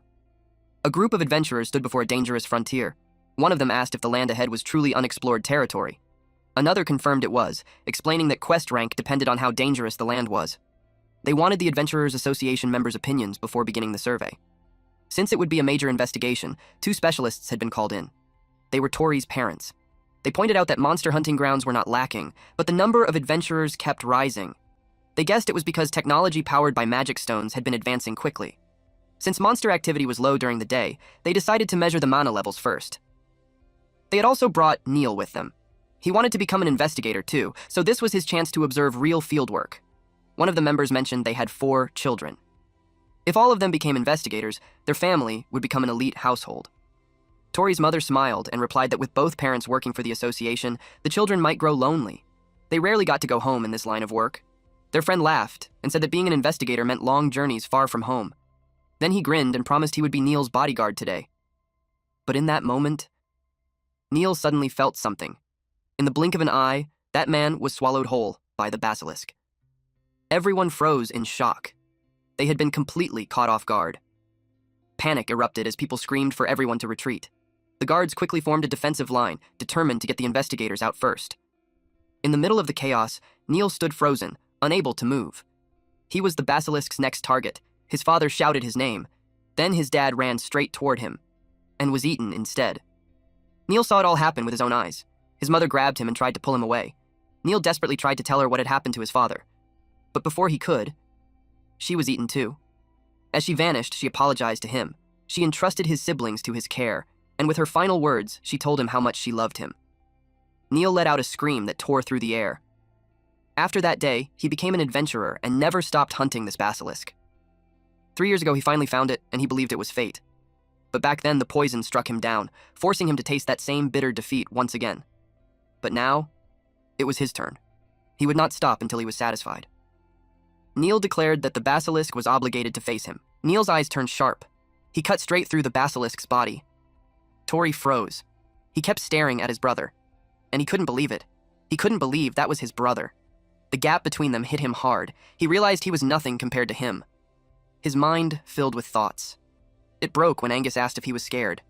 Angus said that 3 years ago, Neil looked just like that when he faced the basilisk. It was clear Neil wasn't hunting. He was trying to kill it. He was enjoying its suffering.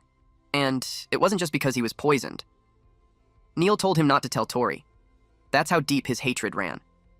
Then, Angus dropped Cahal beside Tori. No matter the reason, he knew Tori didn't want to see Neil like this. He admitted he owed Neil for what happened 3 years ago, and he would repay that debt now. So he rushed forward. Cahal got annoyed. In the end, the Whitebreaker spear was taking all the glory. Out of nowhere, Beard spoke, bringing bad news. It said the basilisk hadn't taken real damage, and Neil was already reaching his limit. This shocked Tori. Beard explained that Neil was burning his own life to use that magic. It shined because it was the flame of someone about to die. It warned that if this kept going, Neil wouldn't survive. And if Tori's spirit broke and he couldn't move, that would be a problem for Beard, too. So, it made an exception.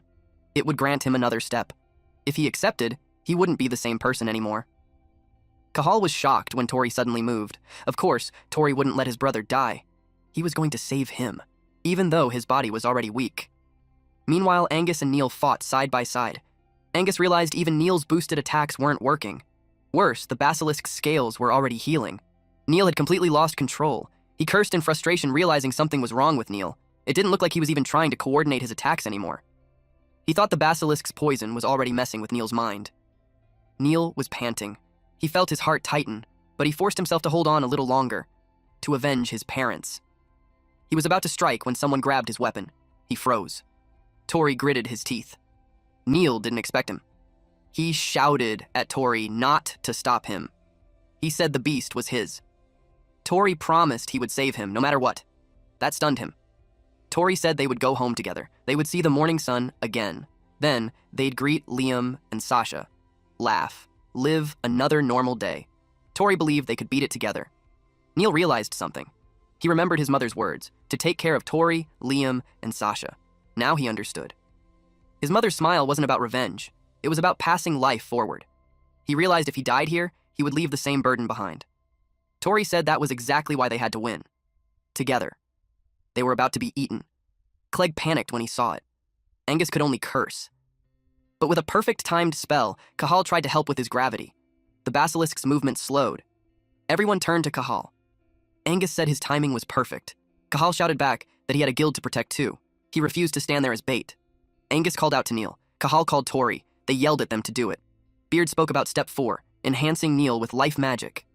Neil pushed his power to the limit. They used a technique called honing. Their power surged, and blood burst from the basilisk's neck. Then its head fell on the ground, confirming their victory. Everyone was shocked and relieved that the brothers pulled it off. Cahal used to think Tori was useless, just a guy who could only use daily life magic. He always jumped into subjugations and dragged people down. Just an annoying brat with that grin. And yet, he was the one who took down the basilisk they all struggled with. Cahal muttered that Tori was a fool who could do it, if he actually tried. Tori looked at his brother and said they did it. Neil thanked him. Then he passed out. Tori shouted his name, drawing everyone's attention. He placed Neil's head on his lap, and saw the poison spreading even faster. Panicking, he called out to Beard and asked about the basilisk's magic stone. Beard said it should form at the base of the severed neck. Tori rushed over. Beard explained that normally, a magic stone forms through the usual process, but this time, they added a new step, mixing Tori's life magic with Neil's enhancement magic. It admitted it was curious what kind of crystal that would create. Tori snapped back. It better work, or they were done. He finally reached the magic stone, and quickly pulled it out. Beard noted how huge it was, twice the normal size. Tori told Clegg they got it. Clegg said to leave it to him. Tori asked if he could make the antidote. Clegg said yes and started crushing it. He broke it down with his dagger. Beard felt bad for the stone after all that work. Tori shut him down. People mattered more. The stone turned into raw power. Angus asked for an update. Clegg said he was still working. He listed the ingredients: basilisk, stone powder, kelpie whiskers, and Tridana's medicinal root. All they needed now was firepower. But they ran out. The fight used more firegrass than expected. Tori realized he could help. He offered to use his daily magic to create fire. He focused and activated it, ignite. Nothing happened. Angus saw it right away. He was out of mana. He said those two still needed more training. Then he tossed Clegg some flint and steel. Clegg caught it and said thanks, and sorry. He made the fire by hand. Then he activated alchemy. Lights swirled and mixed together, and the vial slowly filled with liquid. Tori asked if it worked. Clegg said yes. With confidence, he said his alchemy never fails. He promised to cure Neil completely. He made Neil drink it. Neil groaned. Then he threw up and passed out again. Tori asked if that was the poison. He saw the dark marks on Neil's body start to fade. Clegg explained that what came out was a lump of condensed poison that had been eating him from the inside. The damage from all those toxins would take time to heal, but the danger was gone. Hearing that, Tori finally relaxed. He was just glad his brother was alive. Then he passed out and dropped to the ground. Clegg was shocked. Angus suddenly realized Tori had absorbed a huge amount of poison too. He told everyone who could still move to help Clegg. He urged him to keep making the antidote without stopping. Beard spoke quietly. Even the adventure boy had pushed himself too far. Still, it said he did well. But then it noticed something. The basilisk had artificial magic cast on it. And more than that, basilisks usually live deep in forests, far from humans. One showing up here made no sense. It started to feel uneasy. Something big had started moving behind the scenes. The next day, the townspeople began rebuilding their homes. Clegg was on his way to the clinic. The doctor greeted him with a smile as he walked in. He said the medicine was incredible. Everyone who was poisoned was already recovering, with no side effects. Clegg said that was great to hear. The doctor added that this wasn't something you could do with knowledge alone. He said Clegg had real talent in magic. He also heard Clegg had only recently joined Whitebreaker's spear, so he asked who taught him alchemy. Clegg said someone taught him the basics, but after that he learned the rest on his own. The doctor grew curious about who that person was, but Clegg changed the topic. He said he came to check on Tori and the others. The doctor's expression shifted. That worried him. At the tavern, everyone raised their cups for a toast. The place was lively. Cahal talked about how he used gravity magic during the fight. The others praised him, calling him amazing. They shouted that their leader was the strongest. Angus told him he did well, just like he expected from his little bro. Annoyed, Cahal snapped back and told him to stop calling him that. He argued they weren't even trained in the same place. Their argument stopped when someone suddenly pinched Angus's ear. Angus yelled in pain. It was Clegg. He was annoyed they dragged their patients out just to drink. They explained that after a subjugation, they always celebrate everyone's hard work. They added that the Adventurers Association gave them rewards for the emergency mission, so it made sense to celebrate. Cahal complained it was only 1 gold coin each. For a job like that, it felt cheap. Someone pointed out that every guild in town took part in the fight. Then someone placed a hand on Clegg's shoulder. It was Neil. He said that when all the rewards were combined, it was actually a huge amount, enough to buy barrels of good alcohol. Neil showed up carrying exactly that. Clegg watched as Neil joined the celebration with a smile. Neil said it had been a while since he enjoyed this kind of fun as an adventurer. Seeing that, Clegg started to wonder, maybe this was the real Neil. Then he said he came to check on Tori, but now he couldn't understand how things turned out like this. Mina overheard him. He found Tori, sitting there, drinking juice, surrounded by girls praising him nonstop. Clegg called him a creep. Mina warned him that anyone who ruins the mood deserves to be kicked by a horse. She told him to just drink too. Then she added, moments like this were rare, like finding an exotic beast. Clegg couldn't believe even Mina was drunk. He realized a lot of adventurers were like this. A woman excitedly asked Tori to show his life magic since he was so good at it. Caught off guard, he hesitated. They started talking about the ignition spell he used for cooking. Now excited, they asked him to show it. Someone quickly brought a candle. Tori focused. He used ignition. A few seconds passed. Nothing happened. Everyone froze. Tori was confused. He admitted it wouldn't light. And just like that, the whole tavern burst into laughter. Kahal scolded him, saying he missed the perfect chance to impress everyone. He complained this always happens with him. Meanwhile, Mina watched quietly, wondering if he was acting clumsy on purpose. Tori scratched his head and said maybe he was a bit drunk. Then he said he'd go to the bathroom to clear his head. They told him to come back soon. Clegg and Neil saw him walking toward the exit. He felt relieved the moment he stepped outside. Even though the poison was gone, his body still hurt. Looking back, he admitted his fighting was reckless, but he didn't regret it. The town was safe, and his brother was alive. He smiled and muttered that he was glad he gave it everything. He took out the book and thanked Beard. It was all thanks to it. Then Beard spoke. It said it preferred payment over gratitude. He jumped in surprise. He complained that it always showed up out of nowhere. Then he asked what it meant by payment. It was just a book. Why would it need gold coins? Then he asked why he couldn't use life magic anymore. He demanded answers, sensing the book knew something. Beard explained it was a side effect of reaching the 4th step. His magic itself had changed. It said Tori now had to form his magic outside his body instead of inside his head. It told him to try casting it like drawing a circle in the air. Tori followed the instructions, and the magic activated. He used ignition. A beam of fire burst from his fingertip. He froze in surprise. Then, it disappeared. He was both impressed and confused by the power. Beard explained that since the control method changed, the power changed too. It added that his body had also leveled up from the battle. Beard said it was impressive. Then it asked him something. Did this make him want to meet? It told Tori to come find him. That would be his payment. Tori was left confused. Back to their home. Sasha called out to her brother Tori. She jumped onto his sleeping body and greeted him good morning. She woke him up because Liam said breakfast was ready. Still groggy, he greeted them and apologized for oversleeping. Liam greeted him as well. Then he asked Sasha to wake up Neil. Tori apologized for making him cook again, so he helped out. Liam told them to pick up some spices in town if they were going out for monster hunting. Neil arrived and greeted them. He was also impressed with their breakfast. They ate together. Tori felt like their ordinary days had finally returned. Neil had recovered quickly. Sasha and Liam were happy that every day felt bright again. This was the kind of day he had always dreamed of. He prayed for this kind of happiness every single day. But then, he remembered what Beard told him. To come and meet it. That would be his payment. Back then, our boy was caught off guard. He was confused. He questioned it, pointing out that they were already talking. He couldn't understand what it really meant by meeting. It said its real body existed somewhere in this world. Tori was shocked that it was actually human.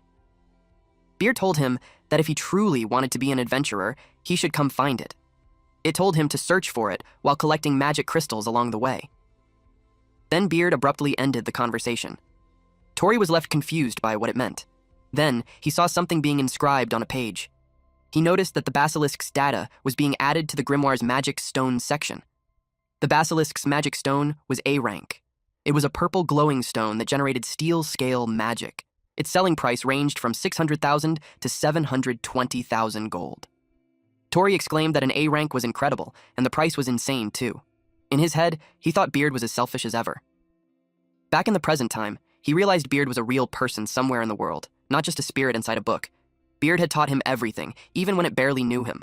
It had also shown him how to grow stronger. Thinking of Beard as a real person, he grew curious about what kind of person he was. He wanted to meet him. 1 week later, Tori was in the market. He saw how busy the townspeople were, rebuilding their infrastructure. He thought about selling the magic stone, but with the exchange post in ruins, that wasn't an option for now. He had the magic stone, but no money. Since then, Beard hadn't appeared again. Because of that, he felt stuck in limbo. He did want to meet him, but he couldn't just leave town. Neil was still recovering, and Sasha and Liam were still kids. Again, he told himself that he still wanted to meet Beard, and he was certain there was a whole world out there he hadn't seen yet. But he couldn't decide. Frustrated, he called himself indecisive. Then he noticed something. Neil was training. He cut a boulder in half. He lifted his axe again, then spun it across his shoulder and arms. He caught it cleanly and struck again. Tori was impressed. When he spoke, Neil noticed him. Neil acknowledged that he was back. He asked how the exchange post was. Tori answered that the area had taken a heavy hit. That led Neil to conclude they would have to hunt and stockpile magic stones for a while. Tori volunteered to go, but Neil answered that it would be good for his rehab. His body was fully healed, so he wanted to rejoin the guild soon. He decided to train more that day to get back in shape. Tori asked if he could train him too. Neil didn't expect that. Tori felt embarrassed as he admitted he was a bit rusty and wanted to move again. Plus, he wanted to see how much stronger he had become. Neil accepted. Tori used a stick for their spar. He charged at Neil, and Neil used the handle of his axe to block it. Neil noticed that Tori's wound had healed. Tori confidently said yes. Neil sidestepped his next attack. Then he spun his axe and knocked the stick away. Tori couldn't land a single hit. He realized just how strong Neil was. Every move he made was being read easily. It made him think it would be better not to go, so he wouldn't just make everyone worry. Watching Neil read all his moves made him question if someone like him could even survive out there. He knew there was no way someone that weak could win. For a moment, he even thought about giving up. Neil called his name, then attacked. The strike broke Tori's stick and pushed him backward. Tori grabbed his arm. Neil pointed out that he was thinking useless thoughts again. Tori was surprised. Neil might not know what was bothering him, but he said that if he stayed half-hearted, he would never take his first step. He told him it was okay to feel lost sometimes, but he needed to stop hiding things. He told him to move forward with everything he had. Neil urged him to show all his strength. Neil and Tori fell silent. Tori was deep in thought. He told Neil that he was incredible. He admired how he could figure things out from just a short fight. Then he decided not to hide anything anymore. Neil didn't expect that. Tori touched his necklace. He shared that the necklace Neil gave him allowed him to meet Beard. He even thought that Neil was the one who was supposed to find the book. Then he asked if Neil was willing to hear everything. He had a lot to say. Neil, of course, was ready to listen. So Tori told him everything. He talked about the book he found in the cave. He explained how to obtain magic crystals, and the magic connected to them. He even shared that Beard told him to come find him.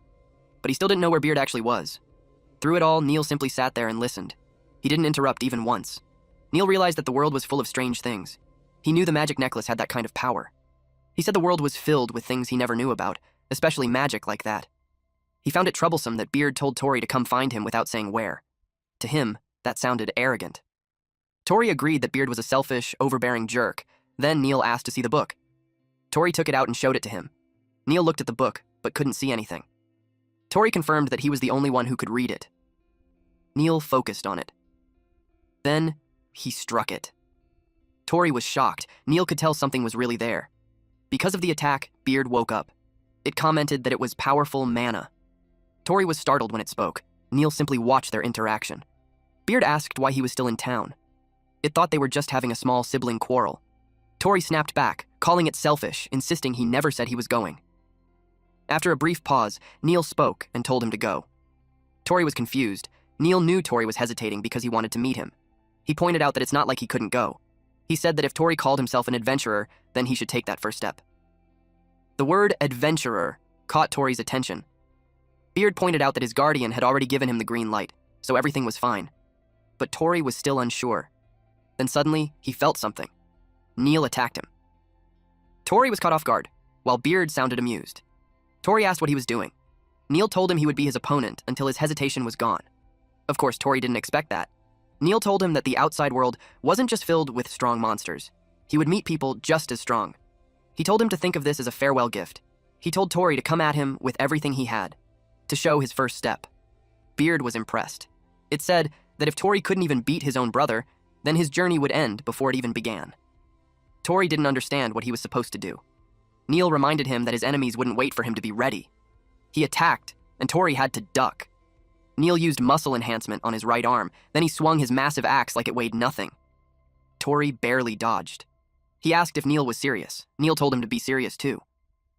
He made it clear that if Tori couldn't beat him now while he was still recovering, then he wouldn't stand a chance in the future. Hearing that, Tori clicked his tongue. He steadied himself. Then he used ignition. But in the next moment, Neil vanished. He appeared behind Tori and said he was too easy to read. Tori got hit on the head. He asked if Neil was really still in recovery. Neil noticed how much Tori's life magic had improved and asked if it was because of the book. Tori opened his storage and took out an Earth Panda magic stone. Then he attacked Neil using vine magic. Neil cut the vines down. Tori was shocked. Neil had now seen Tori's real strength. He laughed and said Tori was still as tough as ever. From that point on, he said he wouldn't hold back anymore. Tori's eyes sharpened. He was determined to show Neil everything he had. Meanwhile, Sasha rushed over to Liam to report an emergency. She told him that Tori and Neil were fighting. Liam was confused, so she told him to look. They saw Neil swing his axe at Tori, and Tori jumped back to dodge it. They were both serious, but Liam didn't seem worried. He told her they were probably fine. In fact, it looked necessary. Sasha didn't understand what he meant. Liam explained that back then, when Tori wanted to become an adventurer and refused to listen, Neil would handle it like this. Then, Liam added that whenever something new was about to begin, they would overcome something greater than who they used to be. Beard pointed out that Tori couldn't even see the opportunity right in front of him. It asked if he wanted advice, but Tori refused. Tori felt this was something he had to do with his own strength. If he lost here, he felt like he wouldn't be able to do anything later. So, he decided to put everything into this fight. He unleashed his full power against Neil. He took out the basilisk's magic stone from his storage. Then he used its steel scale magic on his right hand. His hand turned into a basilisk's claw. Neil tried to strike it with the back of his axe. It held firm. But Tori struggled to control the magic stone. It was too large. Still, he believed that with this power, he could finally fight Neil on equal footing. He declared he was coming. Then he charged forward. Neil watched him closely, but Tori tripped. He crashed to the ground. Then he realized his brother had disappeared again. Neil appeared behind him, the blade of his axe stopping just an inch from Tori's face. Just as Tori expected. He couldn't win. Neil let out a breath. Then he burst into laughter. He admitted that Tori had gotten stronger. Tori didn't expect that from him. Neil pointed out that there was a gap in experience between them. But if Tori had mastered the power of the magic stone, the outcome of the match would have been uncertain. He found it impressive that Tori could even block his axe. Because of that, he felt reassured sending him off. He told Tori to go and see the outside world. Tori was speechless. Neil continued, saying he should go not as Neil's brother, but as a full-fledged man, because he had the potential to become the strongest adventurer. Beard added that it was great he had his big brother's approval. Tori admitted that he didn't know anything about traveling. He didn't even know where to begin preparing. On top of that, he couldn't stop thinking about Sasha and Liam, who were still kids. And Neil had only just recovered from the basilisk's poison. He didn't want to cause trouble by doing whatever he wanted. Then he was caught off guard. Liam told him they would be fine. They could handle chores using the life magic he taught them. Sasha added that Neil would earn money since he was already training again. She happily shared that she could use ignition now too. Liam smiled and said they wanted to hear his adventure stories when he came back. Tori was moved, but he still looked panicked. Liam was confused. Tori admitted that he didn't know where he should go. He couldn't leave town with that kind of mindset. They couldn't believe that was what he had been worrying about. But Tori quickly denied it, saying that wasn't all. His biggest concern was still the family, and he couldn't just leave without a plan. Neil brought up what the book said about collecting magic stones. Tori agreed that Beard sometimes spoke on a whim. Neil suggested he head to the royal capital, Leorga. Hearing that, Tori repeated the name in surprise. Neil explained that the person who gave the necklace said they came from Leorga. So that would be the best place to start looking for clues. Tori asked for that adventurer's name, but Neil couldn't remember it. Beard cut in, saying there was interference magic. Tori was surprised. It explained that the person didn't want their identity to be known. That kind of magic existed. Even Beard didn't know who gave the necklace. Tori thought that if he could trace the origin of the magic stone in the necklace, he could get closer to Beard's location. He finally smiled. He had made up his mind. He would go to the royal capital, Leorga. With excitement, he told Beard that he was setting off on a journey to meet him. Moments later, Tori ran through the streets shouting Angus's name. He was searching for him. Frustrated, he said he couldn't find him anywhere, even after checking the whole town. Clegg heard him. Clegg told him to quiet down. Tori replied that he'd been looking for Angus this whole time. Clegg asked what business he had with him. Tori revealed that he's going on a journey, and Neil advised him to meet Angus for guidance. Clegg's brows furrowed at that. Tori declared that he'd be setting out to find a soul stone and become a solo adventurer. Then he added that Angus had traveled all over the world before creating the Whitebreaker's spear. Because of that, he wanted to learn from him and prepare for the journey ahead. Clegg simply said, "That's what they all say, Angus." Right then, Angus popped out from a barrel beside Clegg and yelled at him not to expose him. Tori asked what he was doing there. Angus explained that Neil told him to hide so Tori could get some practice searching for people. Tori looked confused. Angus hesitated to explain further. A while earlier, at the tavern, they were talking about Tori's plan to leave on a journey. Angus thought it was great, but Neil said it wasn't that simple. He brought up Tori's power. He was concerned about the strange magic he was using. Angus noticed that it looked like Tori was using magic through a magic stone, but not a normal one. It was powerful enough to attract attention from the kingdom itself. He pointed out that they had already confirmed that during their spar. Neil said that kind of power was too great to keep hidden in their small town. He added that someone who had taken interest in Tori had already brought up the idea of a journey. So he planned to take advantage of that opportunity. Angus realized that Neil intended to let Tori leave before rumors could spread. He commented that Neil was a thoughtful brother. Then he asked what Neil needed from him. At the present moment, Angus admitted he thought he would be asked for something cooler. Tori felt apologetic toward him. Then Angus blamed Clegg for spilling the beans. Clegg replied that he also had business with Angus. He casually said that he was going on a journey with Tori. Tori and Angus were stunned. Then Cahal suddenly showed up and loudly asked if they were going on a journey too. After the preparations, they were seen off at the village entrance. Neil asked Tori if he had forgotten anything. Tori replied that he was all set since he prepared well. Angus asked if he had the travel book he gave him. Tori took it out and said yes. Tori then asked Clegg if it was really okay for him to leave town. He remembered that his brother had been sick. Clegg answered that he had recovered thanks to the basilisk's magic stone. Then he thanked Tori for it. Tori said it was nothing, but he found it strange that Clegg was being unusually honest. Mina reassured Tori that his brother and sisters would be taken care of by the town's guild. She told him to enjoy his journey to the fullest. Tori started to apologize, but she stopped him and said that a thank you was enough at a time like that. Tori smiled and thanked her sincerely. He then told Clegg to thank Mina too. Clegg thanked her and promised to send his brother's living expenses every month from his guild savings. Mina said goodbye to Tori. She also mentioned how much they had helped the town. Tori simply smiled. Sasha walked up to her brother and handed him a set of straw dolls. He asked what it was. She told him it was an amulet. She explained that it was from her, Neil, and Liam, so Tori wouldn't feel lonely because they would always be together. Tori was touched. He patted her head and told her he would come back after traveling the world. Sasha asked if that was true. He promised that when he returned, he would tell her lots of amazing travel stories. He also told Liam to look forward to it. Liam said he would be waiting. Sasha hugged Tori. Liam held back his tears. Neil wore a quiet, sad smile, while Tori grinned widely. Tori and Sasha made a pinky promise. Meanwhile, Angus was crying hard, muttering that having siblings was great. Neil told him not to cry more than him. Tori told everyone that he was heading out, and with that, he began his journey. He left town to meet Beard. A few moments later in the forest, he heard rustling. Suddenly, Cahal jumped out and shouted at him. He accused Tori of being a fraud and a weak life magic user. He warned that the next time they met, he would expose his useless magic. Tori was startled. Cahal complained that he planned to use Tori more, yet he just left on a journey. He warned him not to come running back in tears. After saying what he wanted, Cahal said goodbye and left. Tori was left confused. Clegg said that was probably just Cahal's way of encouraging him. That made Tori smile. He decided he had to do his best. As they walked through the forest, Tori asked why Clegg suddenly decided to join him.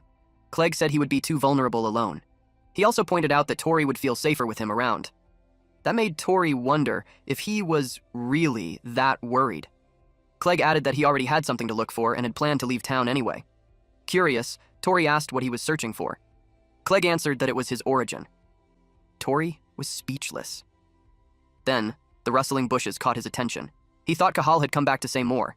He called out his name, but Clegg suddenly yelled at him not to move. Tori froze, confused. Then he felt it. He asked what it was. His face turned tense while Clegg grew serious. Something was behind the trees. Some creatures emerged from the darkness. Tori was surprised to see those monsters. Clegg immediately recognized them. They were vampiric monsters, Superbats. Tori was confused about the vampiric part, so Clegg explained, those creatures didn't just suck blood from their prey. They could share the magic they drained from one individual across the entire swarm. Tori couldn't believe it. Clegg added that even if they drained Tori's magic, it would only give them a small boost. Tori called him out for mocking him, but Clegg warned that if they drank his blood, they would grow 5 times stronger and attack even more aggressively. Tori told him to make sure that didn't happen. He couldn't help but be impressed. Clegg was like a walking monster encyclopedia. Clegg told him it wasn't the time for that. The creatures shrieked and lunged at them. Clegg pulled out slime magic stone powder and bright worm magic stone powder. He shouted for them to mix. The reaction created a glowing potion. The flash of light blinded the bats and they dropped to the ground. Tori asked if they were weak to light. Clegg confirmed it. They would be too dazzled to move. Then Clegg struck them down. Tori picked up something new from that. Beard sounded amused. It noted that the enemies were Superbats. It said they should begin immediately and was about to explain the steps. But Tori stopped it.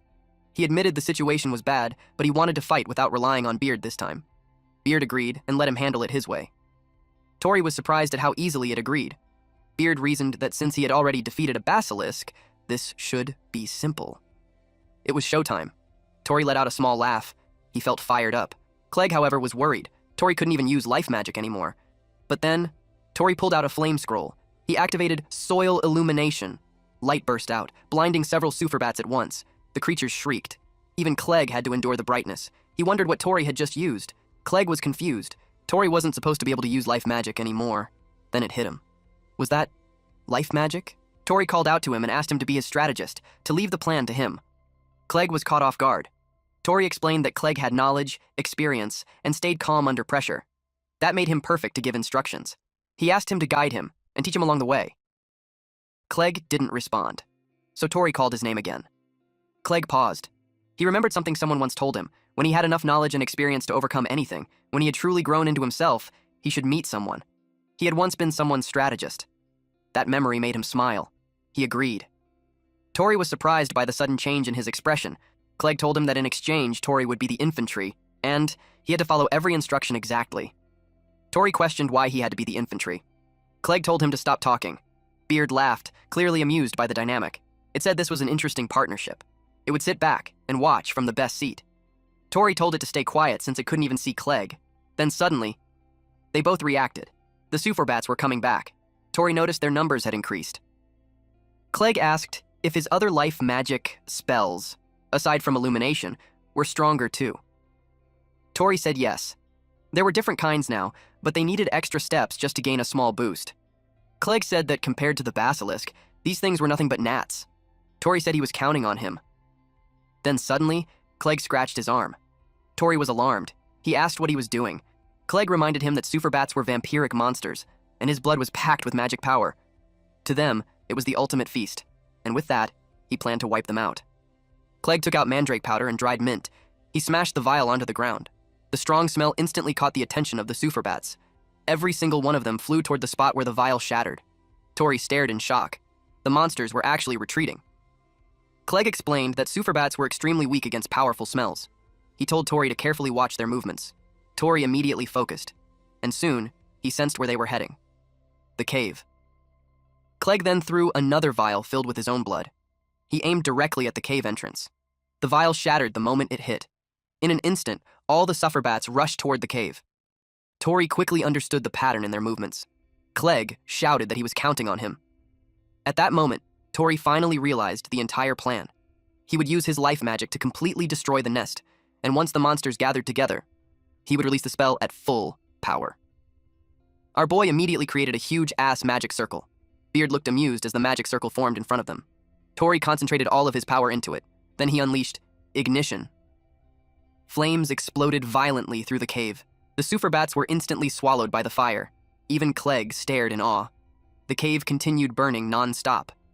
Tori nervously asked if it had worked. Clegg grinned and answered yes. The two of them immediately smiled and exchanged a fist bump. Beard suddenly asked whether they weren't going to collect the magic stones. Tori instantly remembered the superbats' magic stones. He hurriedly gathered the remains into his hands. Then his expression froze. The magic stones had not crystallized at all. Tori could only stare in despair. Clegg looked confused and asked whether monsters were supposed to leave behind magic stones after being defeated. Tori relayed the question to Beard. Beard admitted that it had assumed the same thing too. It then pointed out that this was exactly why Tori needed to follow the proper harvesting procedure properly. Tori immediately warned Beard not to casually talk in front of Clegg. But before they could continue arguing, Beard suddenly asked another question. Was it really okay to leave the cave burning like that? The moment they looked around, their faces turned pale. Even the forest had started catching on fire. Clegg cried out that this was bad. He complained that Tori's magic was way too powerful. He reminded Tori that he had specifically said he was counting on him. Beard asked whether this was really the time to argue. It pointed out that their escape route was already completely blocked by the flames. Tori immediately shouted back and asked if this was seriously the time to keep arguing. The fire around them continued growing larger. Tori panicked and asked whether Clegg had any magic capable of putting the fire out. He asked if Clegg could at least use water magic or something similar, but Clegg replied that he could only use life magic. Then suddenly, an idea flashed through Tori's mind. If it was a preservation-type spell, then maybe it could work. Tori immediately got to work. By now, his life magic had already reached a fairly advanced level. Clegg suddenly felt the surrounding air turn cold. Even Beard looked amused. Tori activated the spell. Chill. A massive magic circle spread across the sky above them, and moments later, ice began raining down from the air. The surrounding trees rapidly froze solid. The flames were instantly extinguished. Tori sighed in relief. The fire was finally gone, but now the three of them were left shivering from the freezing cold. Clegg complained that Tori had frozen literally everything around them. Tori awkwardly admitted that he still couldn't control the spell properly. Then suddenly, a voice echoed nearby. She declared that she had finally found them.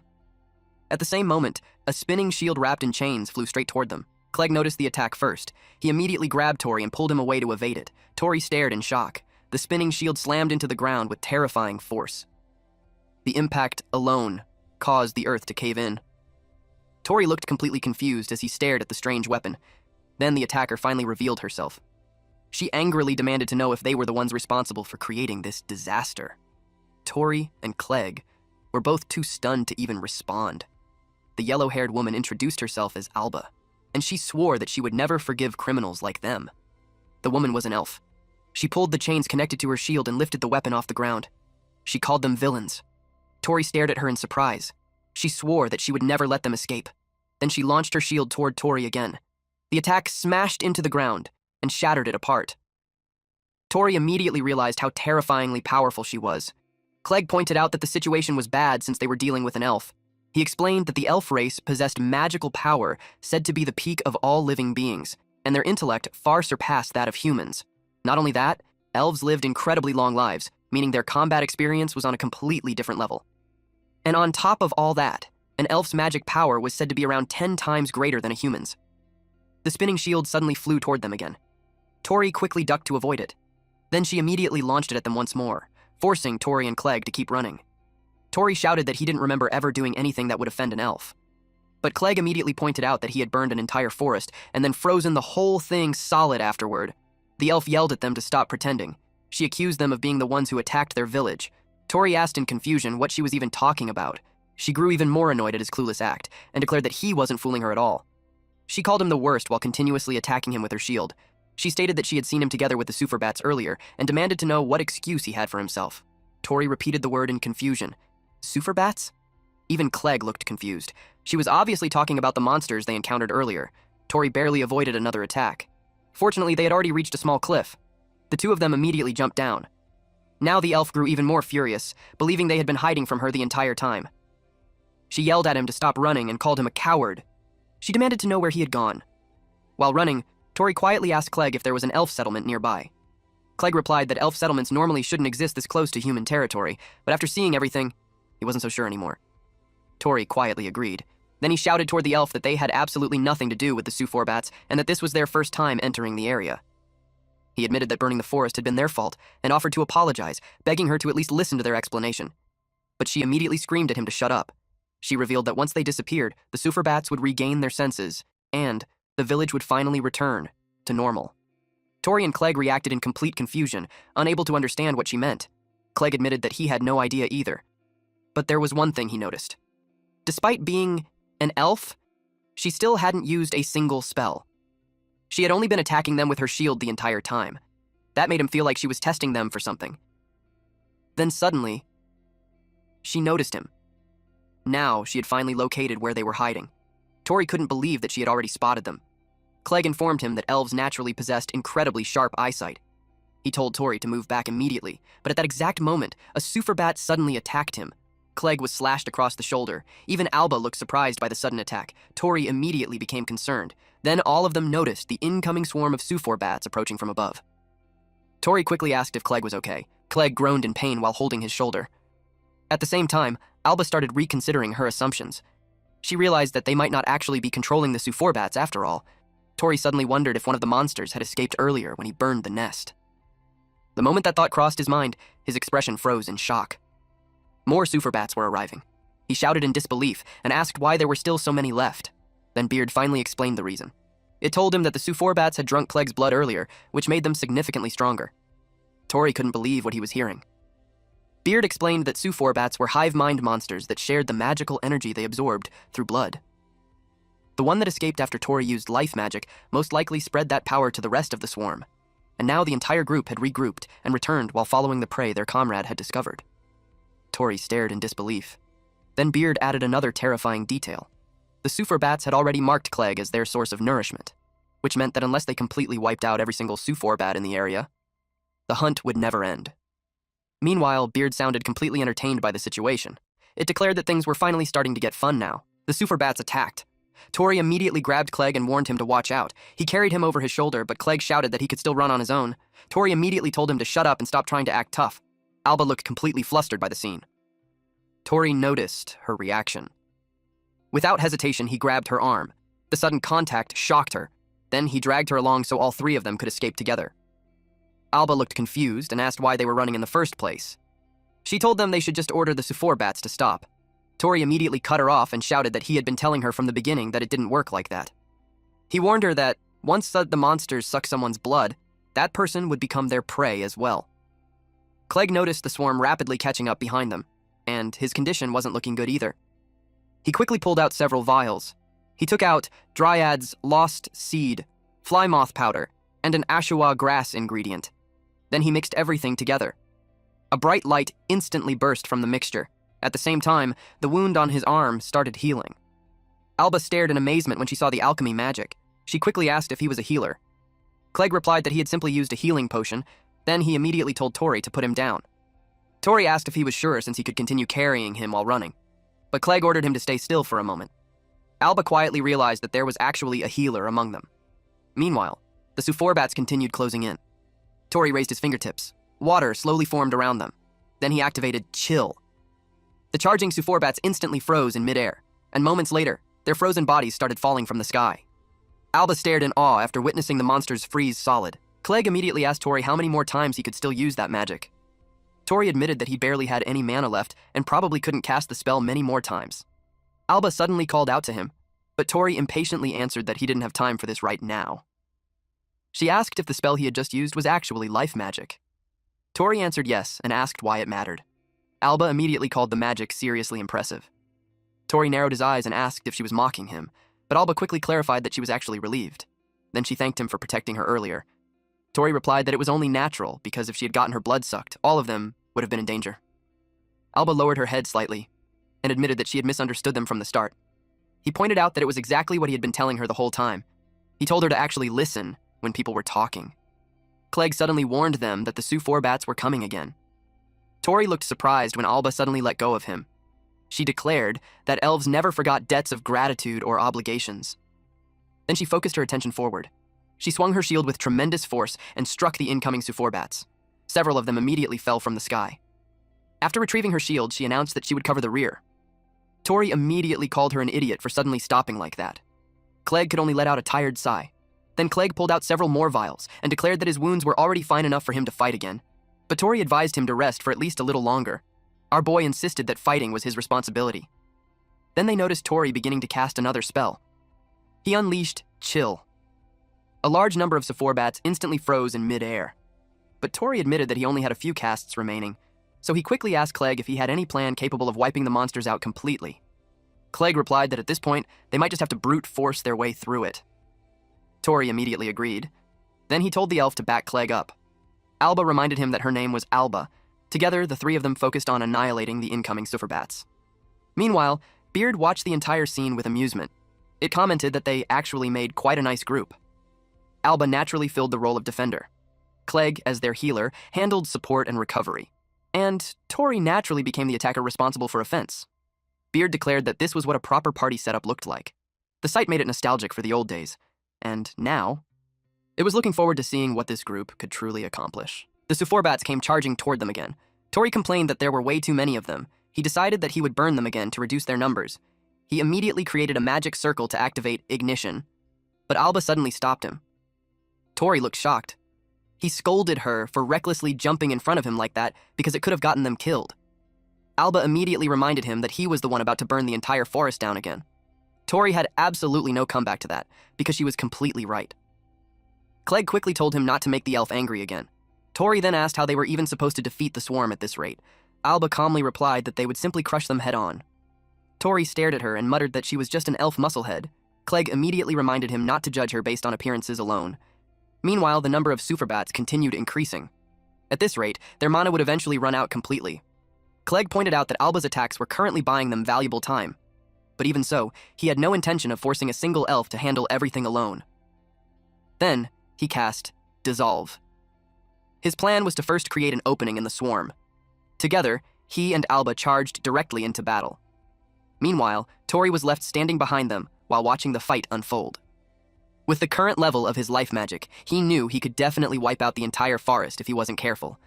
A Heinta ignition always burned everything surrounding it, and he wasn't confident that he could successfully cast Kurisu Chill one more time afterward. That meant he couldn't use his strongest finishing move life magic right now, but at the same time, he also understood that Alba and Clegg didn't possess unlimited stamina either. Then Beard suddenly spoke up and asked what exactly he was hesitating for. Tori looked surprised after hearing him. Beard reminded him not to forget that he already possessed real power. Those words immediately made him think deeply. First, he considered Eats Planda's Vine magic. Second, Rockbird's Wingbeat magic. Third, the Steel magic scale.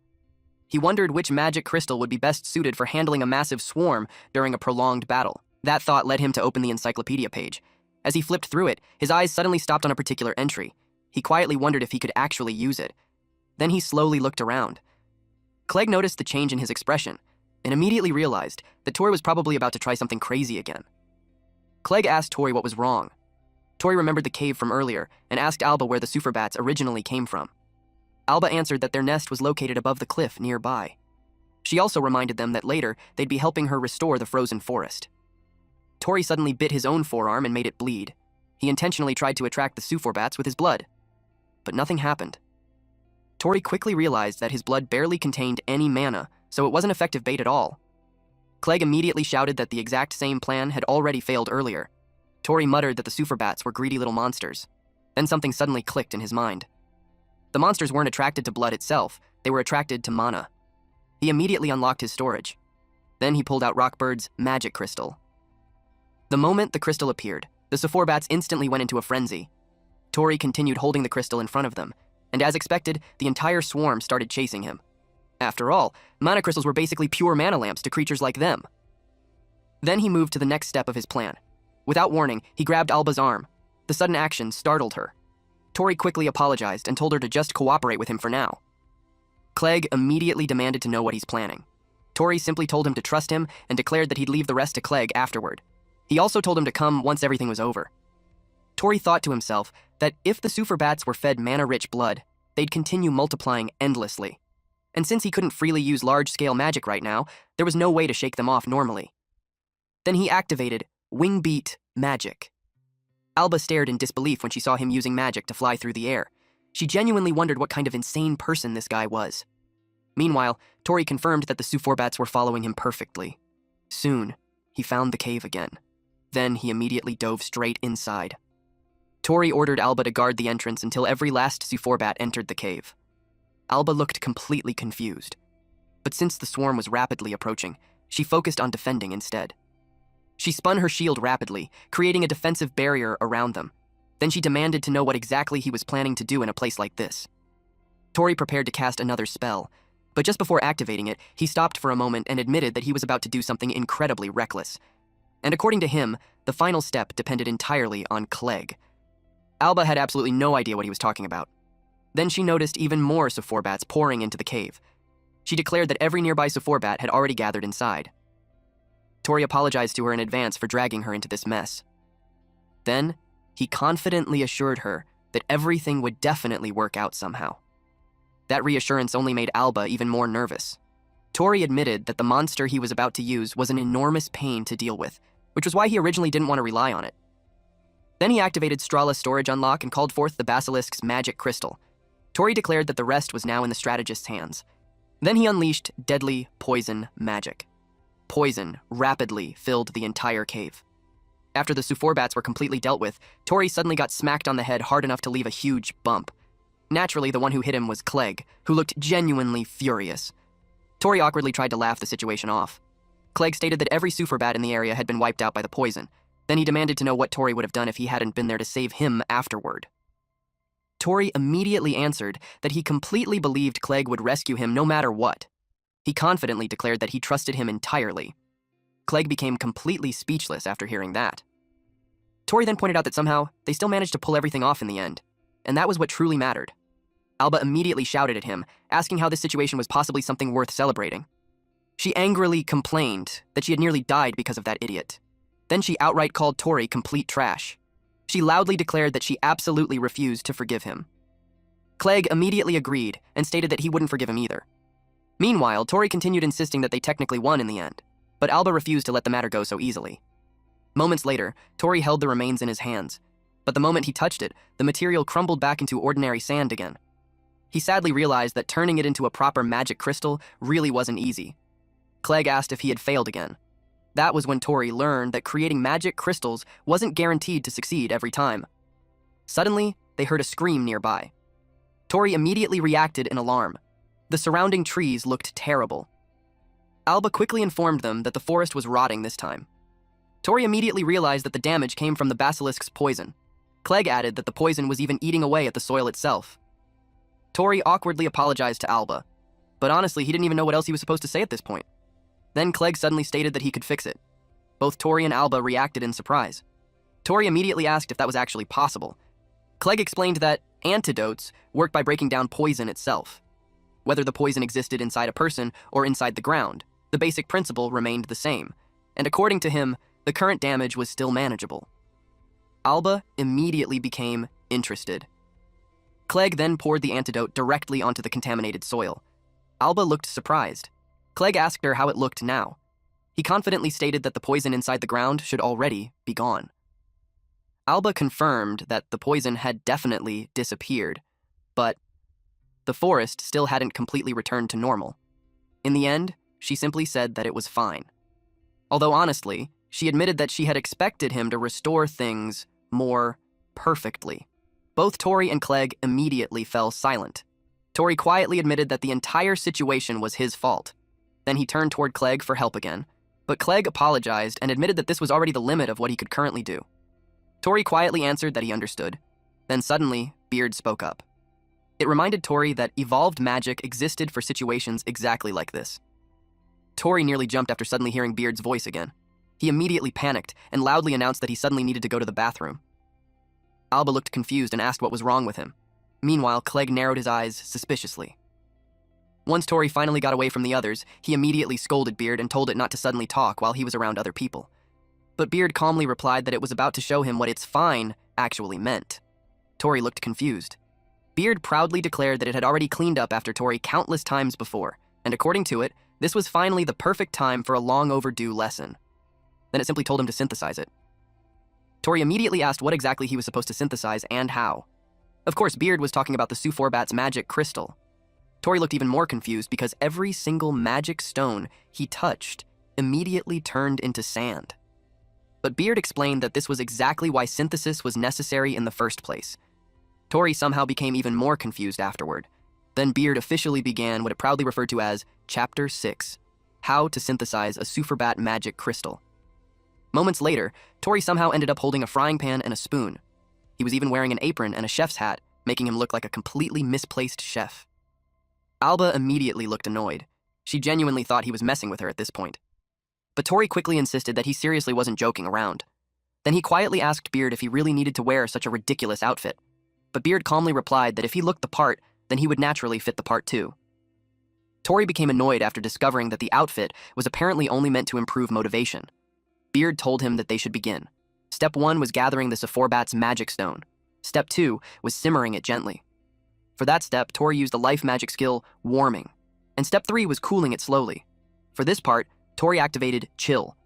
After that, the process was complete. Alba stared at him in confusion and asked what exactly he had just done. Tori casually replied that since it was life magic, pretty much anyone should be able to use it. Alba was about to call it amazing. But before she could finish, Clegg suddenly questioned whether she truly believed that. Then Clegg focused on the object in Tori's hand and asked if it was really a Suforbat's magic crystal. Tori explained that he had suddenly remembered the proper method midway through the process. Clegg still looked suspicious since Tori completely failed earlier. But, regardless of how it happened, the result was still useful for them. Then Tori noticed something nearby. He pointed out that there was still some left. Both Alba and Clegg reacted in confusion. Tori was referring to a flower. He gently pressed the Suforbat's magic crystal against it. Then he activated synchronization magic. The entire area suddenly glowed brightly. Alba stared at the scene in shock. Flowers rapidly bloomed throughout the vast field around them. Alba couldn't believe that the dead flowers had actually come back to life. Tori explained that since Superbats shared a hive mind, he used that same principle to synchronize the healthy flower with all the withered ones nearby. Although technically, he clarified that he had only cloned identical versions of the plants for now. But eventually, those flowers would create seeds, new sprouts would grow, and the next generation would slowly restore the entire forest again. This was what Beard meant earlier by saying, "It's fine." Suddenly, Alba started crying.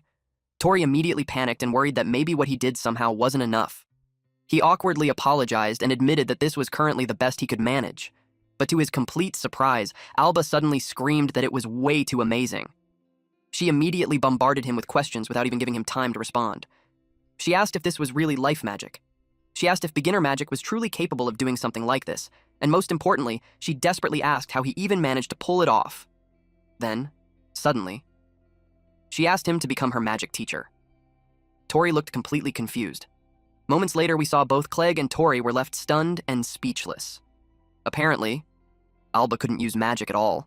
Tori and Clegg genuinely couldn't understand how that was possible for an elf. Alba explained that she was currently traveling around for training, and she believed that if she traveled alongside an amazing teacher, then eventually she would learn magic too. Tori immediately told her to wait a second and loudly insisted that there was no way he could become anyone's teacher. But Beard calmly told him that it was fine, since he had already earned Alba's trust anyway. Tori immediately whispered back and told Beard to stop casually saying whatever it wanted. He asked Alba if she encountered the Suforbats during her training journey. He remembered her mentioning earlier that the monsters were attacking a village. Alba explained that she had stopped by a nearby village when one of her friends was suddenly attacked by Suforbats. Clegg immediately asked whether this friend was also an elf. Alba answered yes, but she added that it wasn't only her friend suffering there. A huge number of people in the village had already been affected. She explained that the victims all had their blood drained and were left bedridden afterward. That was the reason she tracked down the Suforbat nest in the first place. She wanted to wipe them out completely. But even then, she could still tell that something felt wrong about the situation, even after destroying the nests and exterminating the monsters for years. The villagers' symptoms never completely disappeared. Hearing that, Beard immediately realized something. It suspected that someone might be intentionally using the Suforbat's synchronization ability. Tori looked shocked after hearing Beard's conclusion, and without realizing it, he accidentally blurted the thought out loud. Naturally, both Alba and Clegg heard him. Clegg immediately stated that because of the hive mind, even if only one Suforbat survived, the entire swarm could eventually multiply all over again. Alba slowly realized what that implied. She asked if someone was deliberately making the Suforbats attack villages on purpose. Beard suspected that the goal was most likely gathering massive amounts of magical energy, although even it had no idea what someone would need that much power for. Still, Beard warned Mr. Adventurer, also known as Tori, to stay extremely careful, because something unimaginably evil might be hiding behind the Suforbats. Meanwhile, somewhere far away, cigarette butts were piled high inside an ashtray. A man wearing a bird mask quietly wondered what was happening. Then he noticed something strange. The number of Suforbats under his control no longer matched up. Back to our MC. Tori finally found something important. He happily recovered his backpack, which contained all of his food, clothes, maps, and other supplies. Meanwhile, Clegg managed to recover his belongings as well. Alba then asked if they were truly planning to travel with her. After all, she already knew that the two of them were travelers themselves. Tori replied that while they were indeed traveling, they didn't actually have a fixed destination anyway. And more importantly, Alba's friend was currently in trouble. He believed that Clegg would probably agree to help too. The moment he looked over, he noticed Clegg quietly sighing. Tori immediately asked if he was okay. Clegg immediately blamed everything on him. He complained that Tori kept recklessly throwing around flashy life magic, while also failing at making magic crystals in the weirdest possible ways. At this point, he genuinely needed some proper rest. Then Clegg told Alba to lead the way, and declared that he would even cover the inn fees. Alba immediately asked if he was serious. She reminded him once again that elves never forgot debts of gratitude or obligations. Then she excitedly invited her master to head out together. Tori immediately protested and loudly declared that he never agreed to become her master. Meanwhile, Clegg stayed quiet for a moment before suddenly grimacing in pain. It looked like his injured arm was still bothering him. Eventually, the group crossed a river. Then they carefully walked along the side of a cliff before finally reaching the top. Ahead of them stood a village, and surprisingly, it looked fairly large and well-developed. Alba quietly commented that it used to look even better. Once they finally arrived, the entire place felt deserted. Tori stared around in disbelief. Alba explained that the village became like this because of repeated Sufor bat attacks. Tori immediately became alarmed. Alba shared that not too long ago, the village had still been lively and full of people, but around this period, the Sufor bat suddenly started attacking non-stop. Anyone who possessed mana became a target. Even children were bitten. The villagers desperately fought back and barely managed to drive the monsters away each time. That was when Alba's friend was bitten and eventually became unable to move anymore, which was why Alba had desperately been searching for someone capable of using healing magic. Tori asked if her friend was currently inside the village, but before Alba could answer, he suddenly noticed something wrong. Clegg suddenly dropped to his knees. Tori immediately became worried. Then he noticed the wound on Clegg's shoulder again. He asked if the super bat wound was acting up once more. Tori thought the recovery potion had already healed it earlier, but Clegg clarified that while the physical wound itself had healed, for some reason it still felt like his mana was continuously being drained away. Tori immediately asked what they should do and whether Clegg needed anything. Clegg answered that he needed a strong mana recovery potion. Tori then asked Alba if there was a pharmacy or hospital somewhere in the village. Alba explained that there wasn't any pharmacy, but there was a poorhouse, and right now every victim in the village was being treated there. The moment they arrived, they were greeted by the sight of countless sick people lying around the building. Tori couldn't believe that all of them were victims of the superbats. The villagers immediately glared at them. Some even prepared themselves to attack. Tori looked completely confused by the hostility. Alba quickly stepped forward and told everyone to wait. She explained that the two of them were not enemies and that they could use healing magic to help the villagers. The crowd immediately reacted in disbelief. Someone loudly asked if that was really true.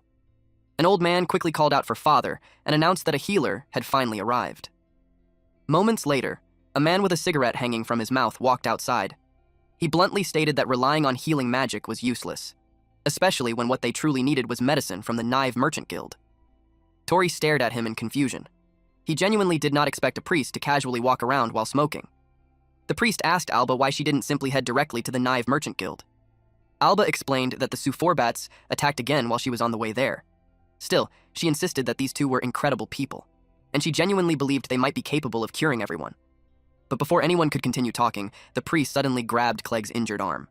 Clegg immediately groaned in pain. The priest calmly observed the wound and concluded that several hours had already passed since the bite occurred. Although healing magic had treated the surface injury, the root cause itself remained untouched.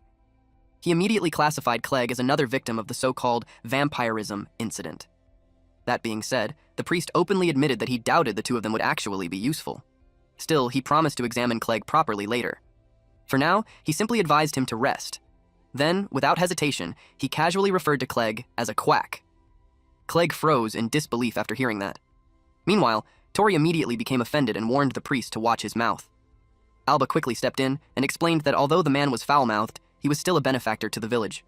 And according to her, he was also the person who saved Eva. Clegg immediately asked who Eva was. Alba then guided them toward a green-haired girl lying nearby. She introduced Eva as her close friend. Tori then asked what exactly the so-called vampirism incident was. Alba explained that this was simply the name the villagers gave to the condition. Anyone bitten by the Suforbats would continuously have their mana drained away. And according to the villagers, the victim's life would completely run out within roughly a month. Alba quietly explained that Eva had already been attacked 3 weeks ago. As she said that, the pain in Alba's expression became obvious. There wasn't much time left anymore. Then suddenly, Eva slowly woke up and weakly reached out to hold Alba's hand. Eva weakly called out Alba's name. She mentioned that she heard Alba had gone to the Knive Merchant Guild, so after noticing Tori and Clegg nearby, she quietly asked who they were. Alba immediately explained that the two of them were the benefactors who had saved her earlier. She confidently promised Eva that they would definitely save her too. Hearing those words, Eva smiled weakly. She happily said that if she recovered, then she would finally be able to travel together with Alba again. She also expressed hope that Alba would eventually learn how to use magic. But suddenly, Eva lost consciousness again. Alba and Tori immediately panicked. Clegg quickly checked her condition and explained that she was still breathing. She had simply run out of stamina. After checking her pulse, Clegg explained that while it was weak, she wasn't suffering from any actual disease. The real issue was severe mana depletion. As long as her mana supply could somehow be restored, there was still a chance to save her. Hearing that immediately gave Alba hope again. Clegg looked like he was about to explain something important next, but Tori suddenly became worried about Clegg's own mana condition too. Then, unexpectedly, Clegg exploded in anger. He suddenly shouted and demanded to know what kind of horrifying sanitation management this place had. He immediately ordered everyone who could still move to carry the patients outside and gather every cleaning tool they had available. Tori and Alba were completely dumbfounded by the sudden outburst. Clegg continued yelling at everyone to clean the entire place immediately. He declared that with hygiene, this terrible, even patients who could have been saved would eventually die. Then he turned toward the priest. Clegg demanded to know whether there was a nearby area where Kara fruit grew. The priest answered that Kara fruit could be found on the mountain behind the village, although the fruit itself was far too sour to eat normally. Clegg immediately ordered them to gather as much of it as possible. The priest looked completely confused. Then Clegg repeated the priest's own earlier words back to him. The root cause still hadn't been treated, which was exactly why he had decided to target the root cause directly instead. Then Clegg boldly declared that he would personally cure every single victim there, and after saying that, he immediately told the priest to shut up and actually listen for once. Before casually calling him a quack priest in return, moments later, Tori made a loud noise as he gathered his power. Then he activated the life magic spell, Laundry. The townspeople stared in amazement. Bubbles floated throughout the air, even though no soap had been used at all. Alba immediately praised her master. Tori instantly corrected her again and insisted that he's not her master. But deep down, he had to admit that being praised actually felt pretty nice. Then suddenly, someone called out to him. It was Clegg. Since the laundry was already finished, Clegg immediately ordered Tori to use magic to blow all the dust out of the room. And after that, he'd also need to repair every bed. Clegg made absolutely sure that Tori's life magic was being fully utilized. As a result, both Tori and Alba ended up working non-stop. Alba quietly whispered to her master that Clegg was basically a demon sergeant. Tori immediately told her once again to stop calling him master. Still, Tori secretly thought that being called a quack earlier probably flipped some kind of switch inside Clegg, although honestly, Tori also believed that nothing Clegg said was actually wrong. Meanwhile, Clegg continued barking out orders. He instructed everyone to boil and disinfect the sheets immediately. Then he ordered all the nurses to properly bathe themselves before treating the patients again. He warned them never to touch sick patients with dirty bodies. Then suddenly, someone threw small fruits directly at him. Tori and Alba both looked surprised. The priest grumbled that he had gathered the Kara fruits Clegg requested earlier. Clearly annoyed, he sarcastically asked whether Clegg was planning to make desserts with them or something. Clegg immediately fired back and declared that the priest was the real quack here. Then he clarified that the fruits were actually for creating medicine. The priest looked puzzled by that answer. He immediately showed Clegg the medicine that had already been delivered from the Neve Merchant Guild. But Clegg casually slapped the bottle away. Tori and Alba immediately turned pale after witnessing that. Clegg openly declared that he had no use for medicine that showed zero effectiveness and couldn't even heal patients properly. The priest could only mutter in anger, "You bastard!" Soon, large baskets filled with fruit were brought over. An old woman quietly asked the priest whether Kara fruits truly possessed medicinal properties. The priest immediately denied it and claimed that if such a thing were true, there was no way he wouldn't already know about it. But Clegg calmly replied that under normal circumstances, the priest would indeed be correct. Then he explained that once Kara fruit was compounded together with a certain ingredient, it transformed into a mana recovery potion. The priest immediately became interested. Clegg simply told him to watch carefully. He first took out Dryad's dropped seed. Then he added Kara fruit and ibex horn into the mixture. Finally, he activated compounding. Everyone watched closely as the entire basket of fruit began glowing brightly. Eventually, the alchemy process finished. Tori stared at the results and commented that the appearance of the fruit didn't seem any different at all.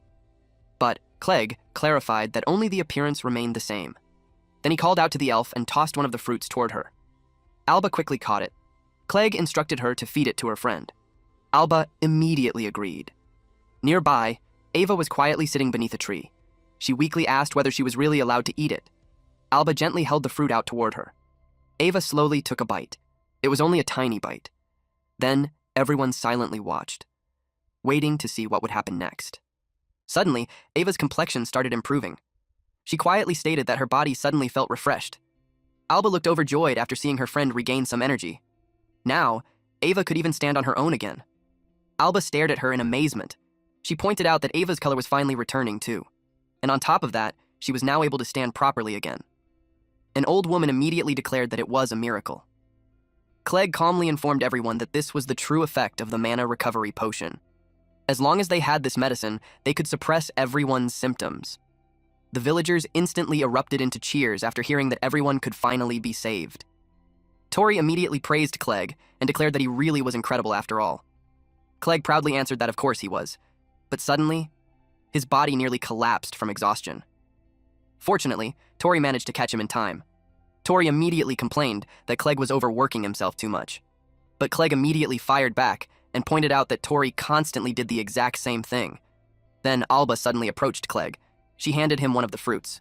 Clegg immediately refused and claimed that he was completely fine. But Alba pointed out that someone who was truly fine wouldn't be staggering around like that.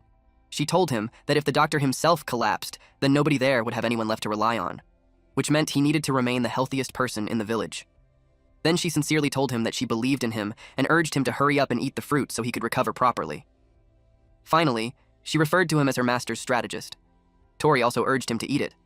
Clegg could only scoff in response, but eventually he still ate the fruit.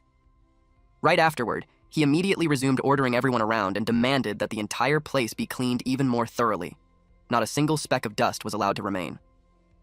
Then the priest suddenly approached him. He asked Clegg whether he was actually a compounderer. Clegg calmly confirmed that he was. The priest stared intensely at him, causing Tori to immediately step between them and remind both sides that there had already been enough fighting for one day.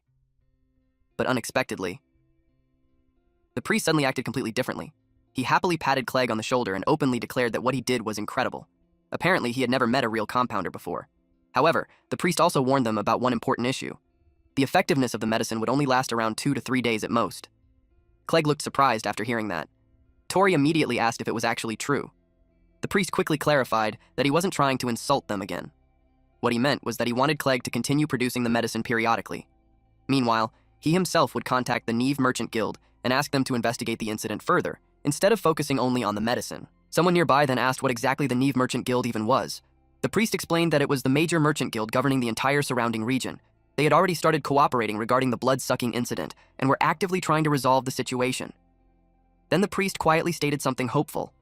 If the victims could recover, even temporarily. Then there was finally hope. At long last, they had managed to see a light at the end of the blood-sucking incident. Tori realized that Clegg's medicine couldn't completely cure the victims. At best, it only temporarily suppressed the symptoms, which meant that in the end, they still had no choice but to completely eradicate the Sephorbats themselves. Then suddenly, Beard spoke up. It warned Tori that the situation probably wasn't going to be that simple. Tori immediately panicked and loudly announced that he suddenly needed to go to the bathroom again. Alba instantly found it suspicious that he kept going so often. Tori quickly rushed away and hid behind a nearby building. The moment he was alone, he immediately scolded Beard for suddenly speaking up again. But Beard calmly explained that the Sephorbats were periodically draining mana by being used as a medium. According to Beard, this was a form of curse. Tori froze in shock after hearing that. At the same time, he also looked completely confused. Beard then explained what a curse actually was. A curse happened when someone hated a specific person or object so intensely that they prayed to gods or demons in order to inflict suffering upon them. Tori asked whether that was basically the same as a technique or spell, but Beard clarified that the two were fundamentally different. Sorcery used mana for the purpose of helping people. Meanwhile, curses used mana specifically to bring harm. Although the principles were somewhat similar, their nature was completely opposite. Then Beard continued its explanation. Sephorbats naturally shared the mana they absorbed with the rest of their swarm. But what if that shared destination had been intentionally altered? If that were true, then the situation would become a complete disaster. Tori immediately asked what exactly changing the destination meant. Beard calmly added that depending on the scale, it could potentially cause something as catastrophic as a natural disaster. Tori became so shocked by what he heard that he accidentally staggered backward and crashed directly into several crates of medicine. He immediately panicked. He couldn't believe Beard casually said something so horrifying and startled him like that. The bottles inside the crates were all medicine. Tori desperately hoped none of them had broken. Meanwhile, Beard casually replied that it wasn't its fault. Then it calmly remarked that Mr. Adventurer's next opponent was apparently going to be a curse. Once again, Tori had somehow gotten himself involved in something incredibly troublesome. Back at the clinic, the patients had finally returned to their beds while Clegg had completely fallen asleep sitting upright in his chair. Tori quietly approached him and gently placed a blanket over his shoulders. After all, Clegg had spent the entire day non-stop producing mana recovery potions, so it was no surprise that he was completely exhausted. Then Alba quietly called out to her master. Tori immediately told her once again to stop calling him that, but Alba simply insisted that it was fine. She then asked whether Clegg had already fallen asleep. Tori replied that he was completely out cold. He quietly commented that even while his own mana was still being drained away, Clegg continued pushing himself that hard for everyone else. Tori still couldn't understand how a single bite from a Sephobat had managed to create such a horrifying situation. Alba suddenly apologized for what happened earlier in the forest. She admitted that she rushed in recklessly, without thinking things through properly. But Tori immediately told her that it was fine and that none of it was really her fault. Then he suddenly changed the topic. He asked Alba whether superbats were capable of changing the target they shared mana with. But Alba admitted that she didn't know the first thing about magic. Meanwhile, Tori himself barely understood anything beyond life magic. Still, Alba quietly wondered what exactly it meant to change the destination of mana sharing. Even Clegg admitted earlier that he still didn't fully understand the details yet. But regardless of the truth, Tori had already decided something.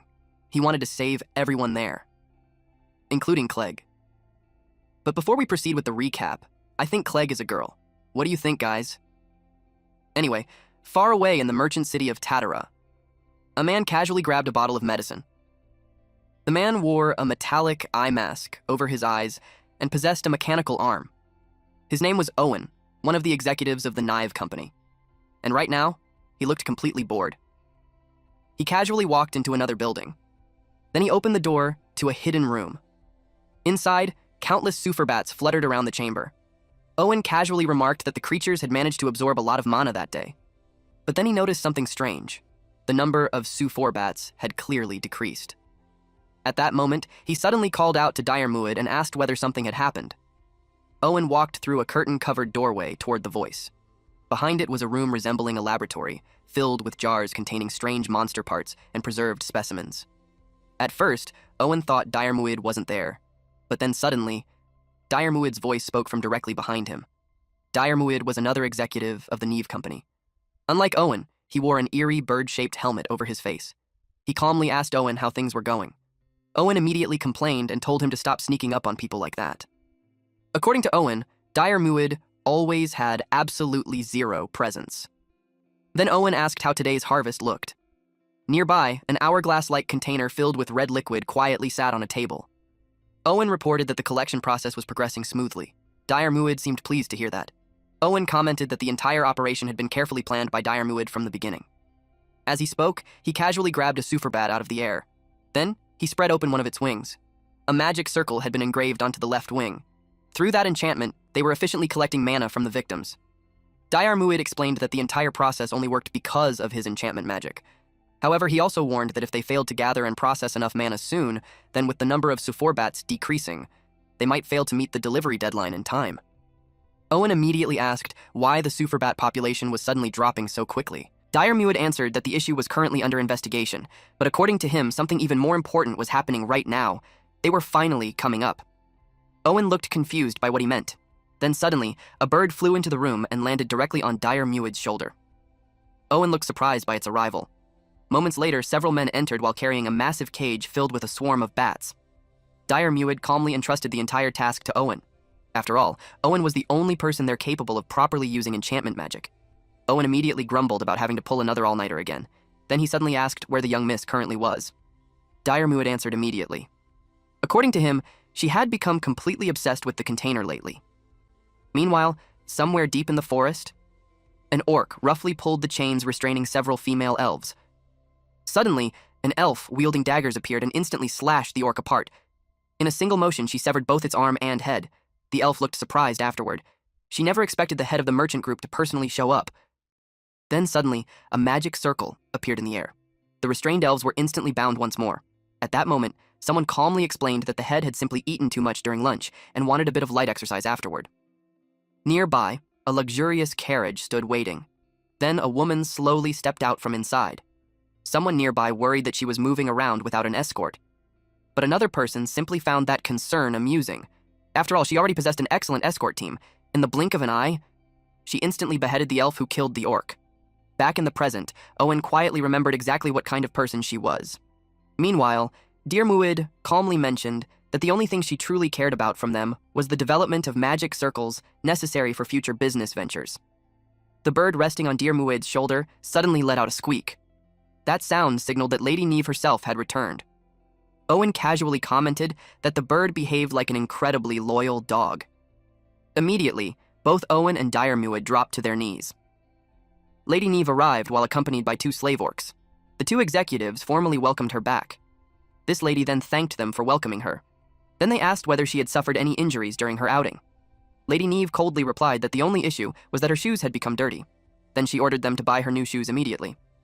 Diarmud respectfully asked what kind of design she preferred, but Lady Nive simply told him to choose based on his own taste.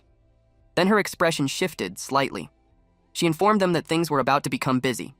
As she spoke, she pulled out a scroll. The moment Owen and Diarmuid saw it, both of them looked shocked.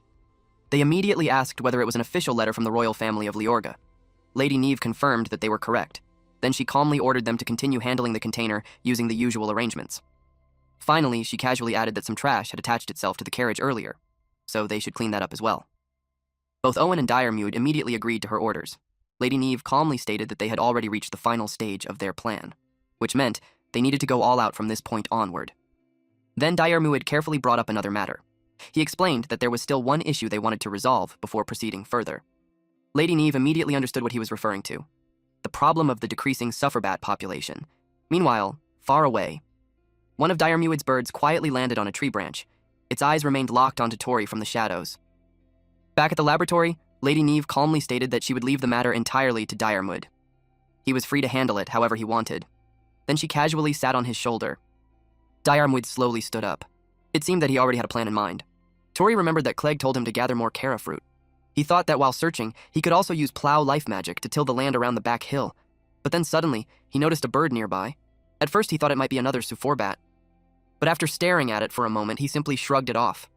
The clouds overhead looked heavy anyway, so he figured it would probably rain tomorrow. Tori decided to get back to plowing. But just before he started, something suddenly caught his attention. A strange cloud-like distortion appeared in front of him. Tori wondered if it was some kind of explosion.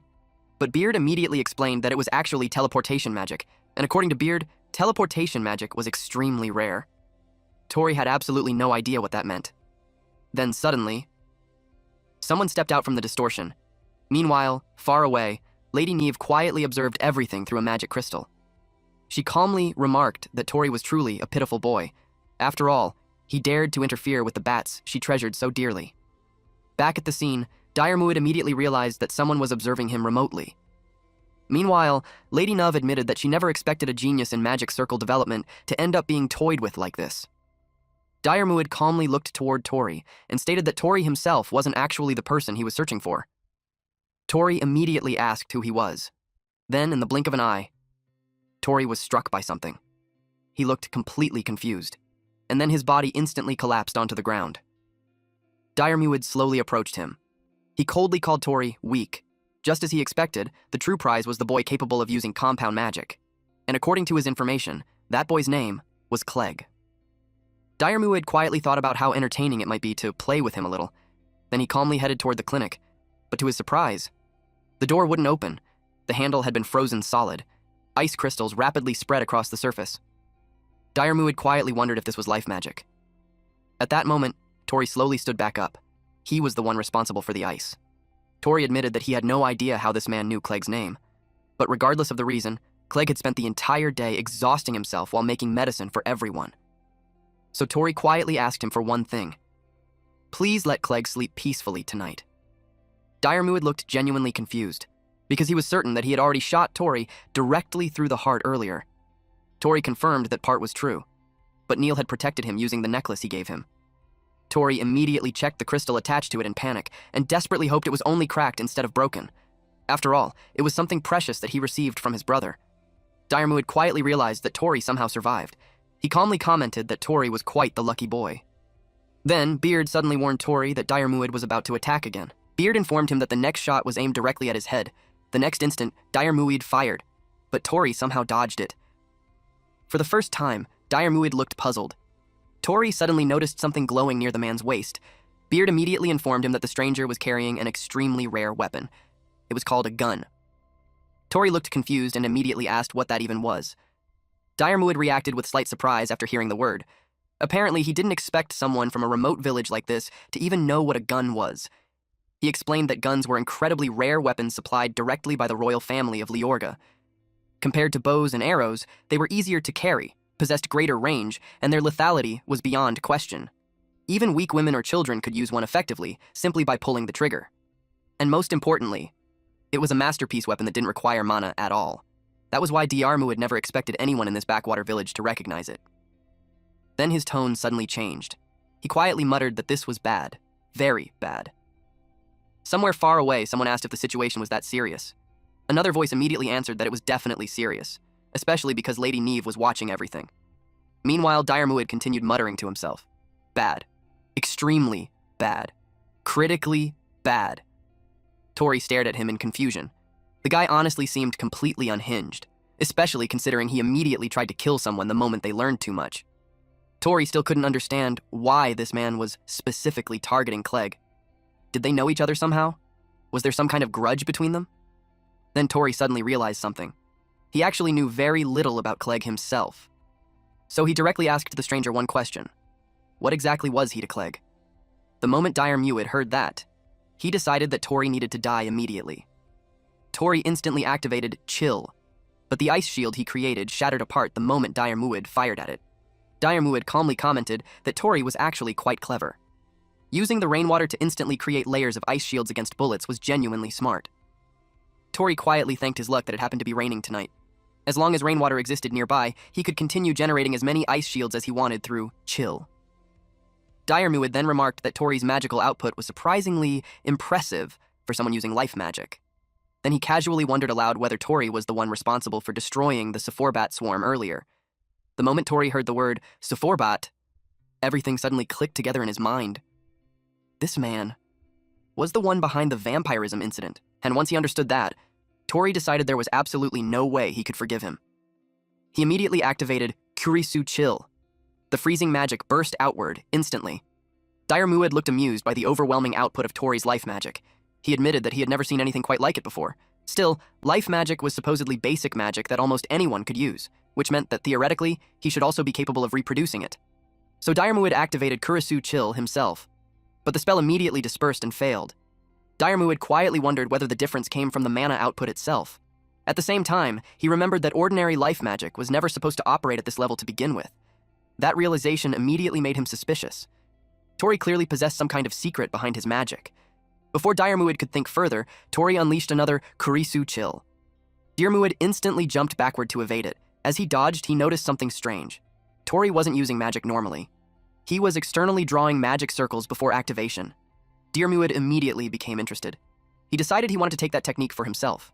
Tori fired another Kurisu Chill. The magic circle appeared once again. Dire Muid calmly thanked Tori for conveniently drawing it out for him. Then he activated a new spell. Copy. Tori looked shocked. It almost looked as if Dire Muid absorbed the magic itself, and the sight completely dumbfounded him. Tori couldn't believe that his spell had simply vanished, or more accurately, the magic circle and the spell itself had both been sucked away. Then immediately afterward, Dire Muid activated Kurisu Chill. Tori looked shocked when his own spell came flying back at him. He immediately realized what happened. His magic hadn't disappeared. It had been copied and reflected back. At that moment, Tori finally understood what kind of magic Dire Muid possessed. Copy magic. And if Dire Muid could truly copy everything, then the situation was unbelievably dangerous. Tori instantly decided that he needed to lure this man away from Clegg and the others first. He quickly thought about leading him toward the mountain behind the village. Although, honestly, Tori wasn't even sure whether he could actually defeat him at all. Meanwhile, Dire Muid openly mocked him for trying to run away. He already understood that Tori was attempting to lure him elsewhere, but instead of stopping him, Dire Muid simply commented that Tori's magic circles were wonderful, and for now, he decided he would play along with the game. Tori ran as fast as he possibly could. Inside his head, he quietly apologized to Alba in advance. He already knew she would definitely scream at him for doing something reckless like this. While running, Tori activated Ignition. But of course, Dire Muid instantly copied that spell too. Tori looked horrified after seeing even that magic reproduced. And unlike Tori's version, Dire Muid's Ignition possessed absurd output. The surrounding heat immediately intensified. Dire Muid excitedly declared that this spell was wonderful too. Then he urged Tori to continue showing him more of his amazing magic circles. At that moment, Tori fully realized how hopelessly dangerous the situation had become. At least he successfully lured Dire Muid away from Clegg and the others. But now there was another terrifying problem. Any life magic he fired at Dire Muid would simply return right back at him, with even greater power than before. Tori suddenly thought of something. He immediately unlocked his storage. Then he pulled out Rockbird's magic crystal. Dire Muid noticed the crystal and casually commented that it was surprisingly large. He questioned why Tori was carrying around a raw magic stone when such stones normally needed to be processed before they could be used properly. Then he wondered what exactly Tori planned to do with an unprocessed crystal. Without answering, Tori activated Wing Beat magic. At the same time, he carefully watched Diarmuid's reaction. Diarmuid immediately found the situation interesting. Tori had somehow created magic directly from a raw crystal, and naturally, Diarmuid wanted that power too. So he immediately activated Copy. But the next moment, both Tori and Diarmuid looked shocked. The magic was deflected. For the first time, Diarmuid couldn't believe what had just happened. There was actually a magic circle that his ability couldn't copy. His eyes widened in genuine shock. Even Lady Neve, who was watching everything through the crystal ball, looked surprised. The two of them immediately identified what Tori truly was: a magic stone user. Meanwhile, Tori looked annoyed that Diarmuid kept copying every spell he used. But at least now, the fight finally felt somewhat fair. Meanwhile, Diarmuid quietly muttered to himself that he wanted it. Tori froze in confusion after hearing that. Then Diarmuid repeated himself again. He wanted it. Over and over. He wanted it. Then suddenly, Diarmuid activated Kurisu Chill. Tori looked shocked. Instead of firing the magic normally, Diarmuid used the ice itself as footholds to slip through the path of Wingbeat magic. Before Tori could react, Diarmuid suddenly grabbed his arm. Then he quietly declared that he wanted to devour everything. But at that exact moment, Alba's shield slammed directly into him. Alba suddenly burst into the battlefield and complained that she had been wondering why there was so much noise outside. Then she immediately asked whether her master was okay. Tori stared in shock. He never expected Alba and Clegg to follow him there. During the impact, Diarmuid's mask was knocked off.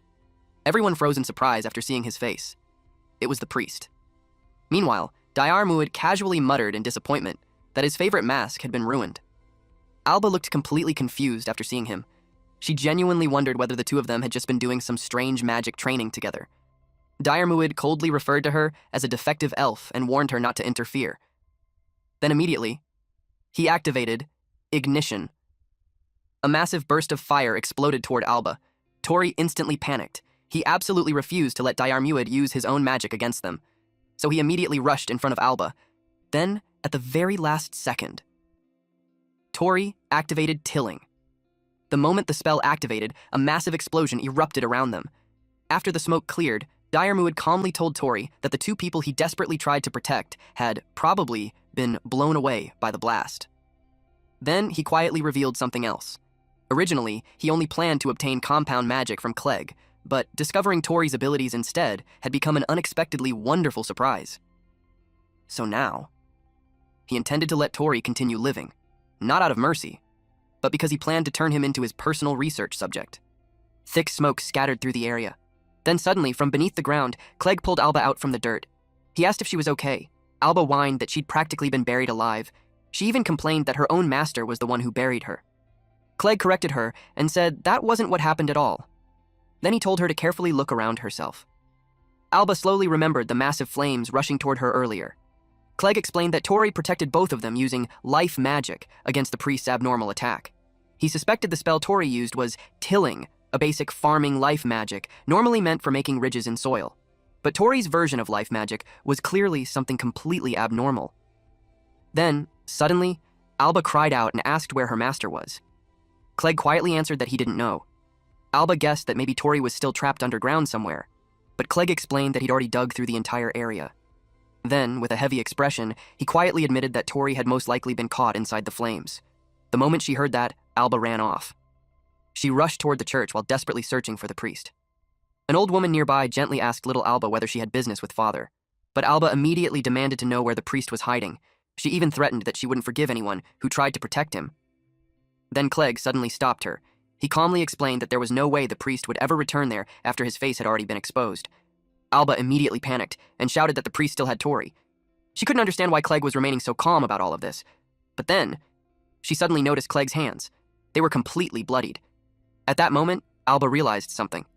Clegg had been digging through the debris nonstop the entire time until he managed to pull her out. And the person Clegg truly wanted to save above anyone else was Tori. Alba quietly apologized and said that she was sorry he ended up saving her instead.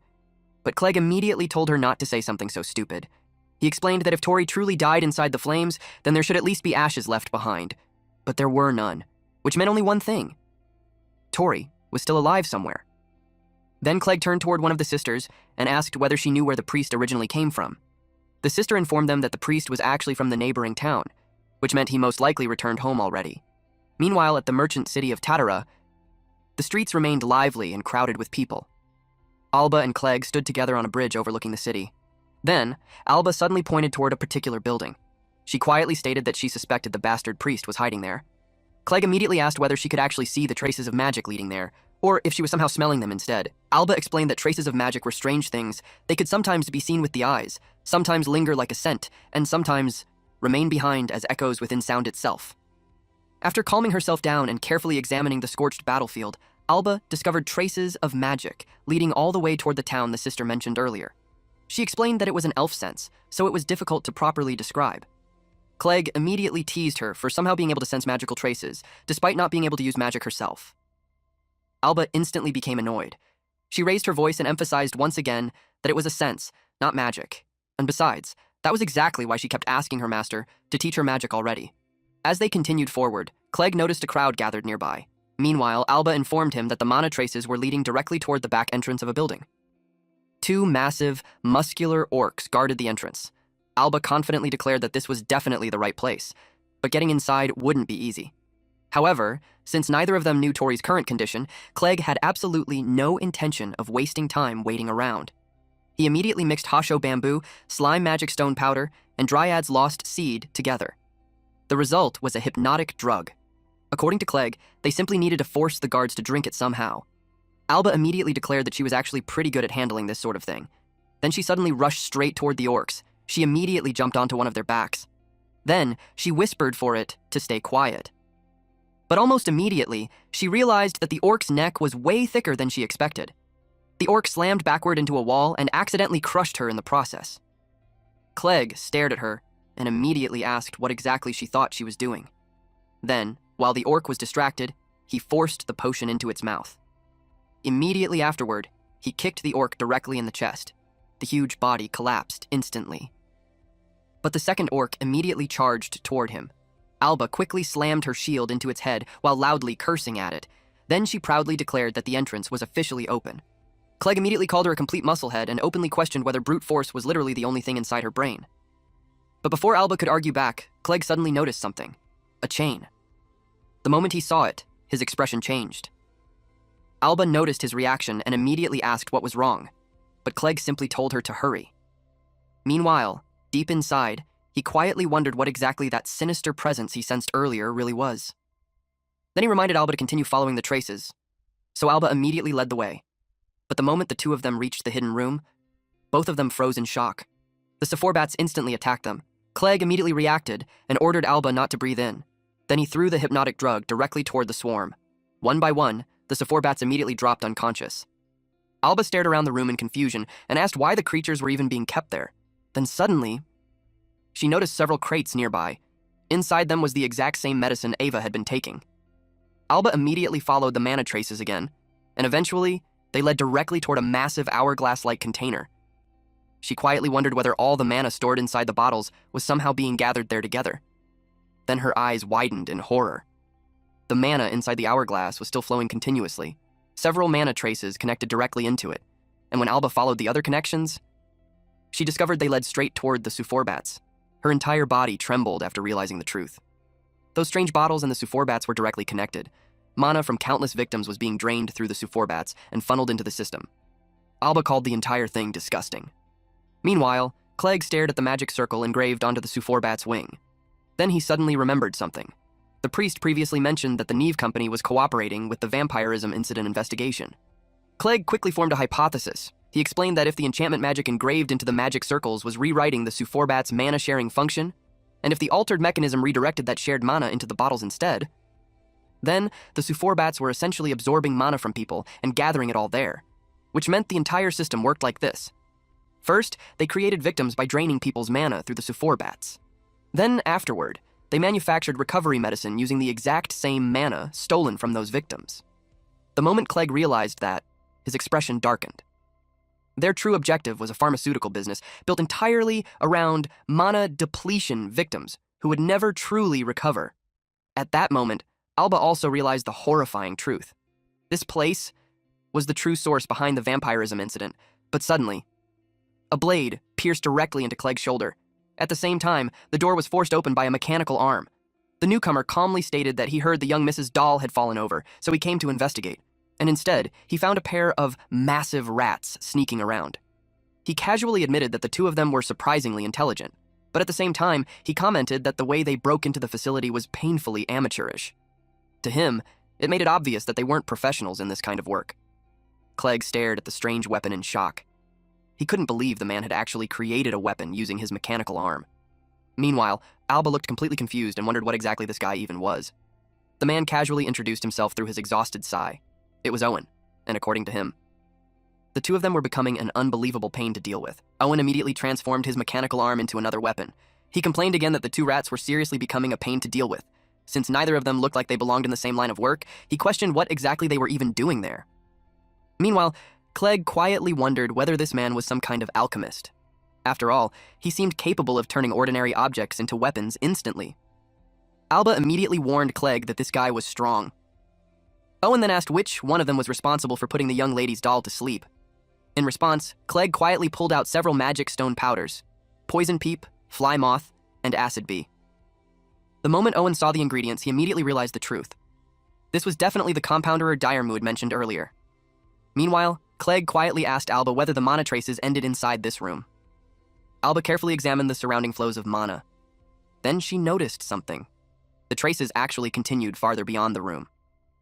Alba informed him that another flow existed deeper inside the tower. She believed there was another hidden room farther ahead. Immediately, Clegg told her to follow the trail and locate the priest. He declared that Alba was the key to ending this entire incident, and with that, he entrusted everything to her. Owen noticed the two whispering to each other and casually asked whether they were forming some kind of plan. Then he calmly declared that he had no intention of letting either of them escape. But before he could move, Clegg suddenly threw several vials. An explosion instantly erupted throughout the room. Clegg immediately counterattacked using an explosive compound mixture. Owen looked shocked when he saw the company's merchandise, the super bats, flying loose everywhere. And worse, those particular bats hadn't even been enchanted yet. Meanwhile, Clegg quickly used a recovery potion on his injured shoulder. Owen looked genuinely surprised after witnessing that. Then he clicked his tongue in annoyance. No wonder Dayar Muad wanted this guy's abilities so badly. At the same time, Owen also looked irritated that the other rat managed to escape. Meanwhile, Clegg quietly inhaled deeply while observing Owen carefully. He could immediately tell the type of person Owen was. A man with both merchant and mercenary experience.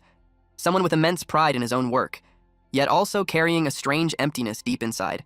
And according to Clegg's experience, people like that were especially vulnerable to one thing: anger. So Clegg smirked. Then he deliberately taunted Owen by asking whether he was really getting angry after being outplayed by a brat like him. The insult instantly worked. Owen immediately attacked. He warned Clegg not to underestimate working people, but Clegg casually mocked him again and pointed out that he completely missed. Then he added that Owen only possessed flashy techniques, without any real skill behind them. Owen immediately replied that he wasn't an alchemist in the first place. Then he fired 3 blades directly toward Clegg. Immediately afterward, he enchanted the next set of spikes, causing them to gain a returning flight pattern like boomerangs. Clegg looked genuinely surprised after seeing that. Then Owen finally revealed what he truly was: an enchanter, a versatile mage capable of enchanting magic onto virtually anything. Owen revealed that his mechanical arms also incorporated alchemy into their construction. Because of that, he could instantly turn almost anything around him into a weapon with a single thought. Even ordinary objects like walls or doors were enough for him. Then he told Clegg to experience his craftsmanship personally with his own body. At the same time, Owen warned him not to overwork him too much. After all, thanks to this entire mess, Owen was already stuck working overtime. Then he attacked again. In response, Clegg immediately pulled out Hoshiodak, Mellow Scales, and Sealer Butterfly Scale Powder. Then he activated Compounding. The entire room quickly filled with thick smoke. Owen scoffed at the obvious smokescreen and declared that something like this wasn't nearly enough to hide from his eyes. Through the smoke, he spotted the silhouette of that annoying brat. Owen immediately touched the ground. Then a massive wooden arm burst upward from the floor and grabbed Clegg instantly. But instead of panicking, Clegg simply mocked him. He commented that Owen was overworking his eyes too much. Then he casually added that getting old really sounded rough. Owen instantly snapped and shouted that Clegg seriously never shut up. Then he repeated his earlier statement once again. He could enchant magic onto absolutely anything. That was how he became strong. and according to him, he would only continue becoming stronger from there. Clegg simply laughed at him. Then he suggested that maybe Owen should switch specialties from enchantment magic to bragging instead. According to Clegg, Owen honestly sounded exactly like some generic mob villain. Owen could only glare at him in irritation and mutter that he was seriously a pain to deal with. Then suddenly, Clegg started counting backward from 30. As the countdown continued, Owen eventually stopped him at 22 and asked why he was counting down in the first place. At first, Owen assumed the brat simply wanted some dramatic final moments before dying. Then, Owen found the idea amusing. He joked that Clegg was basically counting down toward the end of his work shift, and according to Owen, once the countdown reached 0, Clegg's life would end too. Meanwhile, Clegg calmly continued counting. When the number finally reached 12, Owen created an enormous hammer and enchanted it. The spell placed onto it was a guaranteed one-hit kill attack. Then Owen casually told the brat to say hello to God for him. Clegg continued counting. 3, 2, 1. Then right before the end, Clegg suddenly stuck out his tongue at him. The moment the countdown hit 0. The hammer slammed down directly onto Clegg. His body was completely crushed. Owen coldly remarked that this was exactly what happened to people who underestimated working adults. Then he immediately started complaining again. Now, he would have to gather all the bats again from scratch. The equipment he spent so much effort building was wrecked. The medicine supplies were wasted too. And worst of all, he already knew the boss wouldn't let this slide peacefully. Naturally, Owen blamed everything on that damn brat. But then suddenly, Clegg's crushed body dispersed into thin air. Owen froze in complete shock. He couldn't believe that the brat simply vanished. Then, he finally realized the truth. The countdown earlier was for the hallucination potion to wear off. At that exact moment, Clegg suddenly appeared behind him. He mocked Owen for being exactly the type of idiot who fell for plans so easily. Owen immediately spun around, but Clegg calmly told him to relax. There wouldn't be any overtime for him anymore. Then Clegg coldly declared that this company was going bankrupt tonight. Immediately afterward, he unleashed an explosive compound mixture directly at Owen. The explosion completely destroyed Owen's mechanical arms. Then Owen's body crashed violently into the surrounding crates. Clegg coldly stated that people who abused medicine despite calling themselves compounderers genuinely disgusted him. Then he gave Owen one final warning. Never underestimate him again, otherwise, he would personally strip away every last bit of their shallow little resolve. The explosion immediately caught the attention of the people outside. Several masked nobles accompanying Lady Neve questioned what was happening, since things were becoming incredibly loud outside. Meanwhile, Lady Neve simply muttered one word. Idiot. Back inside the room, Clegg picked up Owen's destroyed mechanical arm in surprise. He immediately recognized it as a myoelectric prosthetic. Clegg commented that this kind of technology was completely different from the magic systems used by the great Western nations. He had only heard rumors about this kind of machinery before, but now that he was finally seeing it in person, even he had to admit it was insane technology. Meanwhile, Owen completely lost his temper. He demanded to know why Clegg was still alive when he was supposed to be dead already. Then he started screaming about how expensive his mechanical arm was. He even threatened Clegg and shouted at him to stop screwing around before he killed him for real. Clegg immediately shoved his hand over Owen's mouth to silence him. Then Clegg calmly revealed the truth. The drug he used earlier was a hallucination potion. Normally, it required 5 full minutes before taking effect, but in Owen's case, it activated much faster than expected. Then Clegg immediately began preparing another compound using Hashiodak, slime magic stone powder, and mellow scales.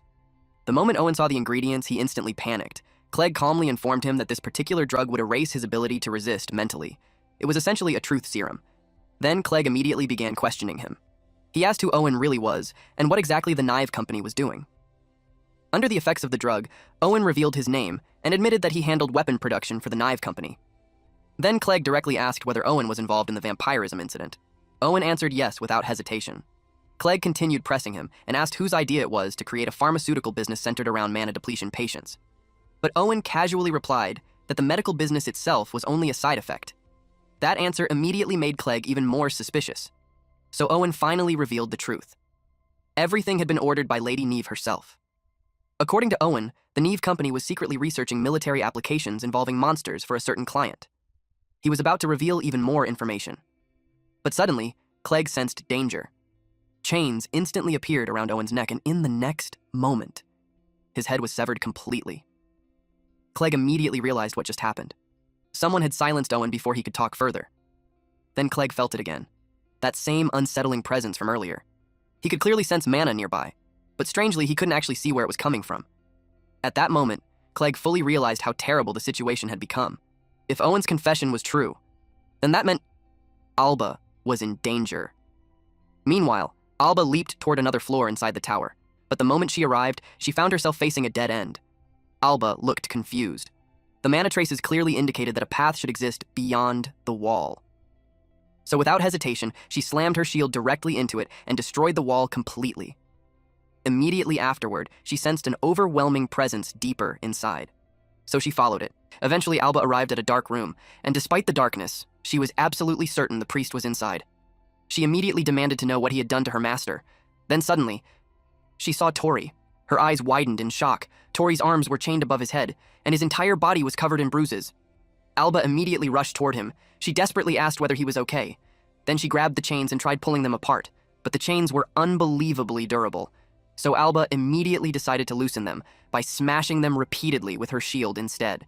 She warned Tori that it might hurt a little, but told him to endure it somehow.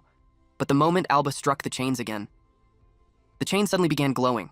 Alba looked confused about why they were still so unbelievably tough. Then she noticed the truth. Binding magic had been engraved into them. Magic that completely canceled out other forms of magic. And attached to the spell was the priest's mana signature. Tori immediately told Alba to get out of there. He warned her to look around carefully and run because she was being targeted too. Alba still didn't understand what he meant. Then, Tori suddenly fell silent. Confused, Alba slowly looked around the dark room, and finally noticed the other people imprisoned there. They were restrained exactly like Tori. Then Alba recognized them. They were elves, and not strangers either. Yuiri, Meruenu, Manufa, and many others. Alba's face immediately turned pale as she asked why all of them were there. But suddenly, a loud sound echoed from above. The ceiling instantly caved in, and Clegg jumped down into the room. Alba immediately cried out after seeing him. Clegg looked terrible. She quickly asked what happened to him, but Clegg casually answered that he honestly had no idea himself anymore. Still, he could somehow continue moving. Then behind him, the headless corpse of Owen became visible. Alba stared at it and immediately commented that Clegg was unbelievably brutal. But Clegg clarified that he only destroyed Owen's prosthetic arm. Apparently, almost everything besides Owen's head had already been replaced with myoelectric machinery. Then Alba quickly informed Clegg that she found her master. But at the same time, all the missing elves were imprisoned there too. Clegg immediately looked shocked. Alba desperately asked what this place really was because it clearly wasn't just some ordinary merchant mansion anymore. Then Tori weakly called out to his strategist. Clegg heard him immediately, but instead of replying, Clegg simply endured it silently, because he already understood what Tori wanted to say. Then Clegg looked toward Alba and calmly told her that she did well. However, this situation was no longer just about rescuing Tori anymore. Then Clegg revealed the truth Owen confessed earlier. The pharmaceutical business connected to the vampirism incident was merely a side effect. The real objective was something far worse. The Neve company had been kidnapping elves and injecting them with massive amounts of mana taken from other monsters. Alba immediately understood the horrifying implication. If that much foreign mana entered someone's body, they would eventually lose their sense of self due to rejection. Clegg confirmed it. The purpose was to destroy their egos entirely and brainwash them afterward. Then, suddenly, the imprisoned elves violently began breaking free from their restraints. Clegg quickly explained what the Neve company had truly been researching all along. They were attempting to create ultimate soldiers overflowing with overwhelming amounts of mana. Alba looked horrified. Clegg immediately warned her that the situation had become extremely dangerous. Then suddenly, a calm voice echoed through the room. Someone casually asked whether it was already time for inspection. Both Alba and Clegg instantly became alarmed. Then a young woman slowly entered the room. After noticing how freely the intruders were talking, she quietly observed them. Tori immediately shouted for Alba and Clegg to run away. Then he revealed the truth. This woman was the one controlling everything? Alba immediately argued that she was only a child, but Clegg quietly revealed that the terrifying mana presence he sensed earlier was coming directly from her. The young woman calmly greeted her unexpected guests. Then she introduced herself. She was the president of the Neve company. Her name was Neve. Neve made her move. Her magic circles glowed, and the chains connected to the elves lit up as well. She declared that the inspection would begin. Then the elves charged forward. Clegg couldn't believe she was controlling 2 spells at once. Alba was furious that this girl was doing something like that to her friends. She rushed in while screaming that she would never forgive her. But one of the elves fired a blast of golden light at her. It was blinding. And before Alba could fully open her eyes again, a male elf attacked her from the side. Clegg quickly used a hallucination potion on him, but the attack still landed on Alba. Tori immediately got worried for her. Clegg was shocked that the hallucination potion hadn't worked. Then, suddenly, a massive blade pierced through his back. Tori panicked for him. She revealed that hallucinations do not work on soldiers who have no will of their own. Dire Muid wanted Clegg's power, but she had no need for it. As Clegg slowly lost consciousness, he remembered someone once telling him that he had to survive no matter what. 10 years earlier. In that memory, young Clegg excitedly showed Kian what he was making, saying that their father had finally taught him.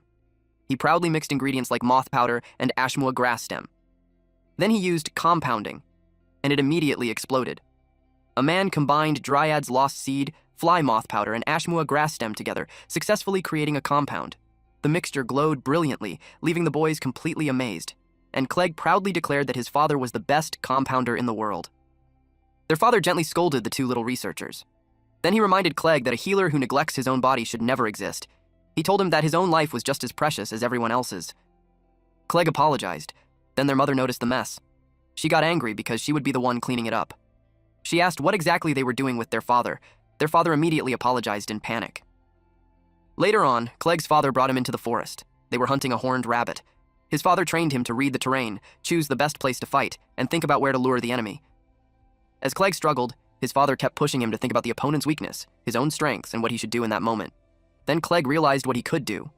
He quickly combined several ingredients at once. He triggered a compound and activated an Axel mix as he rushed into action. And he successfully caught the single-horned rabbit, but the rabbit kicked him hard, forcing him to let go. Clegg immediately whined that it hurt. His father laughed and praised how much his combat sense and compounding precision had improved, saying that all he lacked now was close-quarters combat skill. When Clegg asked how he became so strong, his father simply answered that he just kept surviving. Clegg questioned that answer because in his mind, if someone was strong, surviving should already be obvious. But his father explained that healers were the cornerstone of every adventurer party. If the healers fell first, nobody could treat the adventurers anymore, and the entire team would lose its fighting power. That was why he fought so desperately to survive, no matter what it took, and he told Clegg that he must survive too, no matter what. Back in the present, Clegg cursed himself for suddenly remembering the words of that annoying old man.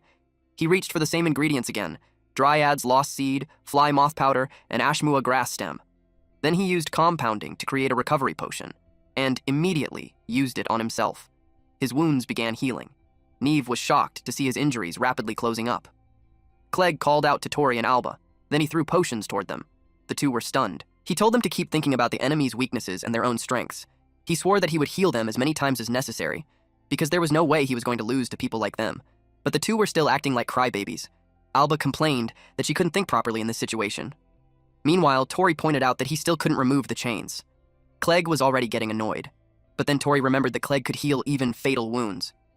And an idea suddenly popped into his head. He confirmed whether Clegg truly meant what he said earlier about healing them as many times as it took. Then Tori screamed at the top of his lungs as he poured all of his strength into the bindings. Everyone stared at him, and he actually managed to break free. But both of his arms were left broken and bleeding badly. Tori instantly complained that it hurt like hell. He called out to Clegg, who already knew exactly what he wanted. Clegg called him a complete musclehead. Then he healed him. Now that his arms were fully restored, Tori pulled out the Eats Planda magic crystal. Then he activated vine magic to restrain the elves. He grinned proudly and declared that he was back. But Clegg suddenly had a terrifying look on his face as he scolded Tori, saying that he was not back at all. He yelled that breaking free like that was completely ridiculous. And Tori was definitely getting a lecture later. Tori argued that it couldn't be helped since that was the only idea he could come up with. Nive finally understood what they were trying to do. Then Owen's headless mechanical body suddenly released several blades and forcefully broke free from the vines. Everyone was stunned by the sight. The body began spinning wildly while blades protruded from every direction. Tori immediately asked what the hell that thing even was. At that moment, Alba told her master that she would handle the elves herself, but Clegg warned her not to push herself and told her to leave it to him and Tori instead. Alba refused immediately. She declared that she would deal with her own kind herself, saying that it was her duty as the second child of the ruler of the Alanzia Empire. Clegg froze in shock after hearing that. Tori asked if he had ever heard of it before. Clegg answered that he had only heard rumors about it from adventurers. The Alanzia Empire was said to be a legendary nation where elves were allowed to live freely and where eternal happiness supposedly existed. Tori slowly realized what that meant. Alba was basically a princess from that place. Once Neve found out, she smiled and said that dominating someone like Alba would be very interesting. Alba immediately dared her to try it. Then she declared that she would be the one to bring Neve down herself.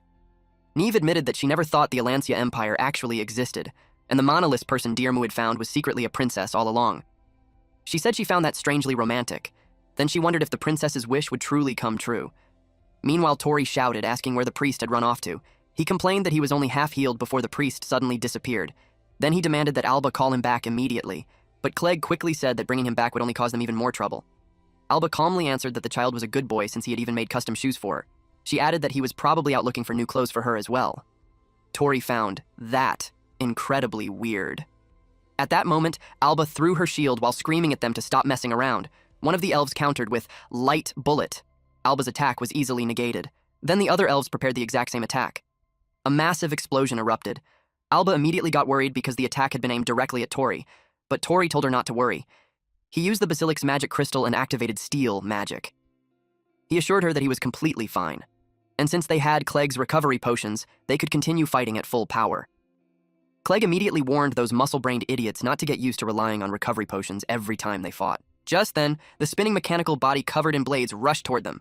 Clegg declared that he would handle it himself. Suddenly, Beard started laughing. He found Tori's absurd fighting style as entertaining as ever. Tori was shocked to hear his voice again. While dodging the attacks, he quietly muttered that he was pretty busy right now. Then he pointed out that Beard never showed up earlier when Diarmuid was crushing him. Beard completely ignored that complaint.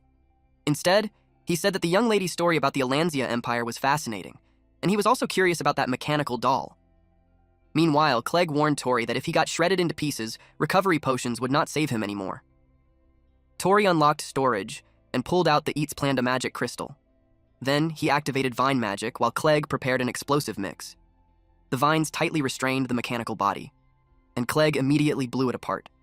One of the shattered fragments flew directly toward Neve. She deflected it with her fan, but the edge of the fan was sliced apart in the process. That slight disruption loosened her control over the elves. She immediately noticed it and snapped her fingers. Tori stared in shock when he realized the mechanical doll was still moving.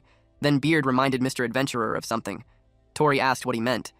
Beard explained that magic was shaped entirely by imagination, and magic circles were simply tools used to give form to that imagination. He pointed out that Tori was already using life magic in the same way, but then he asked him to think about what would happen if the magic failed to activate at all. Tori suddenly remembered that when Diarmu had used that strange magic earlier, nothing else had appeared afterward, and if the tool itself was destroyed, the magic output would disappear as well. Tori immediately shouted to Clegg and Alba that there had to be a magic circle somewhere nearby, and if they destroyed it, both the elves and the mechanical doll would stop moving. Everyone froze in shock, even Neve. Clegg knew that woman had to be controlling everything somehow, but he had no idea which one among them was the real controller. Beard answered that he could only sense its presence. Tori got annoyed because he still could not see it, and he could not sense it either. But then Clegg sensed something. He immediately told Alba to trace the flow of mana back to the woman. Then he ordered her to signal him the moment she found the magic circle. He promised that he would create an opening for her. Alba focused carefully and searched for the magic circle. At first, she wondered if it was hidden in the headdress, but she quickly doubted it after noticing the light wrapped around Neve's body. Desperate to save everyone, Alba kept searching. She looked toward the elves and realized the answer might be where the mana connections were linked together. She carefully traced the flow of mana to its endpoint, the place where everything had been woven together, and every single trail led back to the woman. More specifically, her fan. Alba immediately shouted that she had found it. Clegg praised her instantly. Then he pulled out several vials and created a swirling flame. Golden smoke rapidly spread throughout the entire room. Neve realized it was a smokescreen, but inside that smoke, nobody would be able to tell friend from foe anymore. Or at least, that was what she thought. Suddenly, a shield slammed directly into her fan. Alba answered that she could still see her perfectly through the trace of her mana. Neve was completely caught off guard. Then Alba struck her again. The ornament in Nive's hair containing a flight magic circle shattered apart. Beard immediately realized what kind of magic she was using. It was copy magic. The magic circles allowed her to store copied spells. Then she could freely select and release them whenever she wanted. And now that they understood the trick behind it, they could finally counter it. Beard already knew that Tori's side would win. Neve was struck by the shield once more and crashed hard onto the ground. At the same time, the elves collapsed as well. Tori, who had been only inches away from the spinning blade of the mechanical doll, froze in shock before letting out a relieved sigh when it finally stopped moving. Neve's body began trembling violently. Alba coldly declared that only cowards looked down on others from above, and she refused to lose to someone like that. Neve glared at her in annoyance, but then her attention suddenly shifted when she saw her own reflection on Alba's shield. The moment she noticed the blood on herself, she panicked. She repeatedly screamed, "Wait!" while desperately staring at her reflection. Her sudden outburst startled Alba. Neve screamed that she did not want to die. Then Alba noticed something strange happening to her body. Tori immediately asked what was going on. Beard realized that this was not caused by a magic circle at all.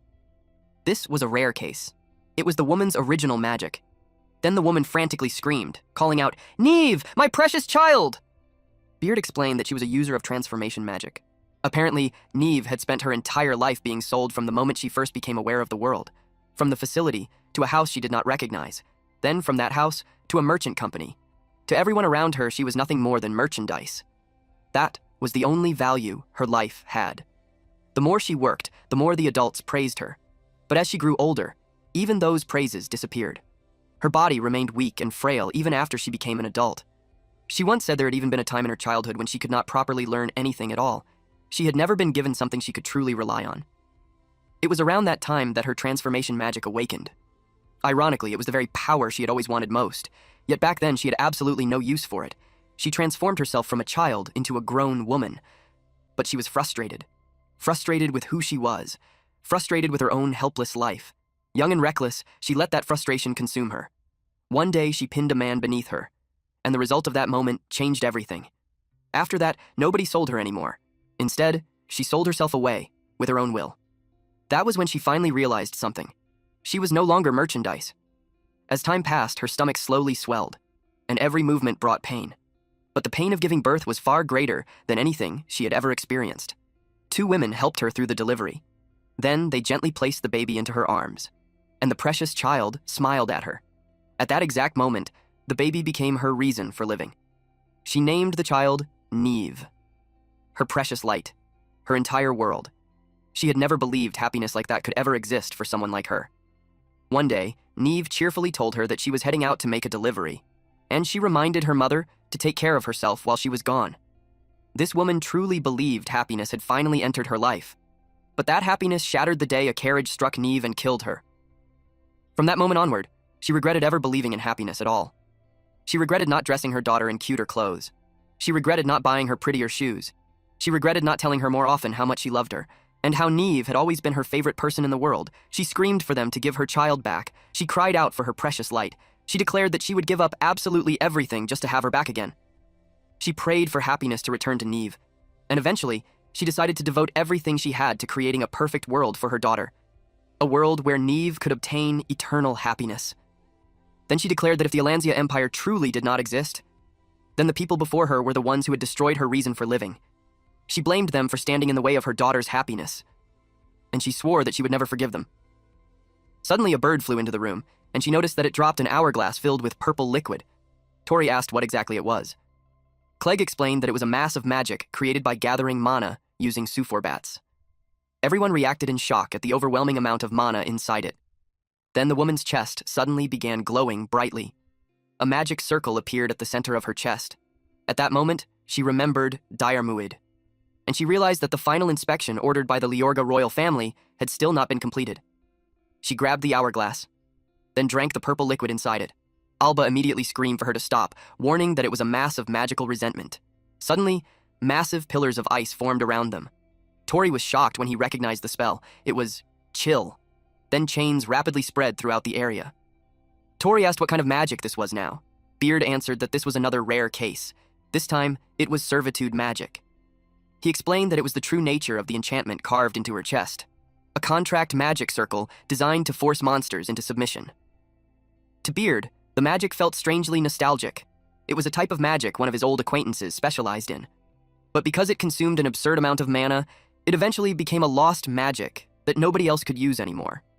Then Beard advised them to abandon the mansion immediately. He warned that with this much servitude magic being activated, the entire building would collapse and bury everyone alive. Tori immediately shouted for Alba and Clegg to escape because the whole mansion was about to come down. But Alba refused. She said they could not leave everyone behind while they were still unconscious. Clegg answered that their minds had already been broken, and even his medicine could not heal damage like that. Tori wondered if life magic could somehow restore their consciousness.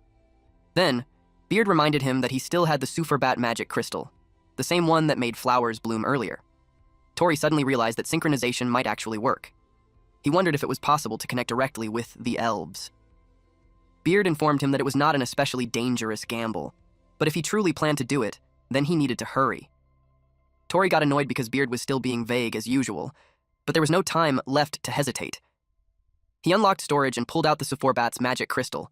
Then he activated synchronization and instantly got a nosebleed. The elves suddenly woke up. Alba was overjoyed to see them conscious again, but Tori was in terrible pain. The elves' memories were flooding directly into his mind. It was an enormous risk. He felt like his head was being split apart from the inside. Tori told everyone to forget about him and just run away already. Alba immediately called for Clegg to treat him. Then she declared that she would carry Tori herself while everyone escaped outside. Moments later, the Knive Company mansion began collapsing behind them. And then a monster appeared. Beard immediately sensed a familiar presence and identified the creature as a wyvern. Knive's mother declared that she would never forgive them because they were enemies of Knive's happiness. Alba asked if she truly did not care about the damage this would cause to the city as well. Meanwhile, Clegg asked what exactly they were supposed to do against something like that. Tori was already in horrible condition, but he still trusted that Beard could handle a monster using those mysterious steps he talked about before. Beard confirmed that he could. Tori asked what the first step was. Beard answered that he was ready to do this with him. Their goal was to obtain the wyvern's magic crystal, and step 1 was to court it. Tori was dumbfounded. He wondered why he had to court that thing. Even Alba and Clegg looked confused. Alba grabbed him by the collar and shouted that it was the enemy. Tori explained that Beard told him to court it. Clegg blinked in confusion and asked who Beard even was. Tori suddenly realized he had zoned out and forgotten to hide Beard. Clegg admitted he already knew Tori was hiding something, but he would not force him to explain until he was ready.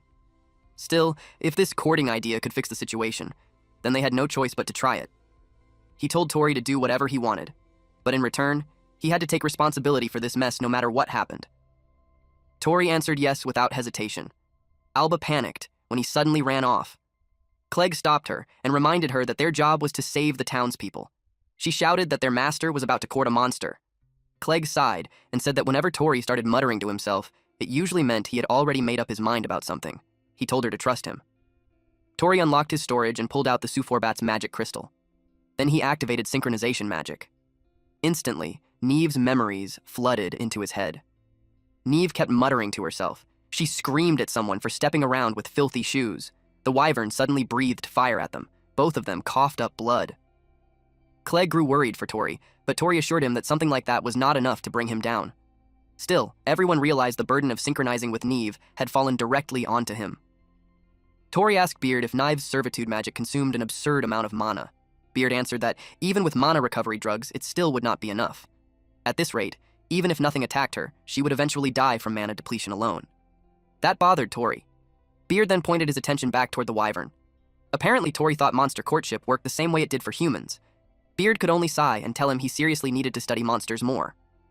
He explained that wyverns preserved their species by mating with creatures that possessed massive amounts of mana. Neve's servitude magic most likely abused that instinct. And there was one more important detail. Whenever a wyvern sensed overwhelming mana, it would reveal its Imperial Wrath scale as part of its courtship behavior. Tori asked what Imperial Wrath even was. Beard explained that it was considered one of the weak points of dragon species, and wyverns exposed it even more openly than true dragons. Tori immediately understood what he needed to do. He had to make his mana appear greater than Neve's. The problem was figuring out how. But Beard calmly told him the answer already existed inside him. He advised Tori to remember everything he had learned from him and every step he had taken until now. That was when Tori realized Beard was talking about mana synthesis. He wondered if it was possible to do the same thing using magic stones. But one thing was certain. If he failed here, there was no way he could lure the wyvern away from Neve. Then he shouted for Clegg to give him an explosive mix. Clegg warned that even if he used that, it would not work on the wyvern. Tori said he already knew. He told Clegg to buy him a little time because they needed to stall first. Everyone protested because the wyvern was already flooding the area with flames, and everyone's mana was nearly exhausted. But the other elves said they could still manage, because elves never forget their debts. Alba agreed with them. The elves formed whips of light, while Clegg threw his dissolve mix at the wyvern. The attack continued non-stop. Tori was determined to stop this no matter what. He activated Storage Unlock. Then he released Eats Planda's Magic Crystal and Rockbird's Magic Crystal. He planned to fuse all of them into one. Neve noticed him and wondered what that brat was planning this time. Because she got distracted, Alba's shield nearly slammed into her. Alba shouted that Neve had dragged the elves into this mess and already destroyed enough of the town. But Neve screamed back at her to shut up because she understood nothing. She said she only wanted to change the world that stole Nive away and create one where Nive could finally live happily. Suddenly, the wyvern unleashed another blast of fire. It burned through a carriage, causing one of the wheels to fly loose. A little girl was directly in its path. The sight instantly reminded Neve of the accident. She saw her own daughter in that little girl. Without thinking, she rushed forward to catch the wheel. At that moment, Tori finally finished his work. He rushed in and grabbed the girl while using the new magic crystal to deflect the wyvern's claw. Alba and Clegg froze in shock when they saw him, especially after noticing the completely new magic crystal in his hand. Neve was stunned too. She looked around at the ruined city. All she wanted was to save her little girl. She wanted her daughter to live. But the roads they walked together and the plaza where she used to play had already been reduced to rubble. And no matter what she did now, her daughter would never come back. That was when Neve realized it. Her entire life had become nothing but a chain of mistakes. Tears streamed down her face as she wondered what she should have done differently. Tori noticed her. He gritted his teeth and held back his tears. He could not cry for her because if he did, Alba and the others would not survive this. Beard informed him that the servitude magic was fading. Tori answered that he already knew. Then he gently told the little girl to stay back because it was dangerous. At that moment, he thought about his brother, Neil. If Neil had died instead, maybe he would have cursed the world the same way Neve did. Still, Tori knew she had forgotten something important. He activated the first step of his own version of courtship. The Neve he saw in those memories had always smiled so brightly.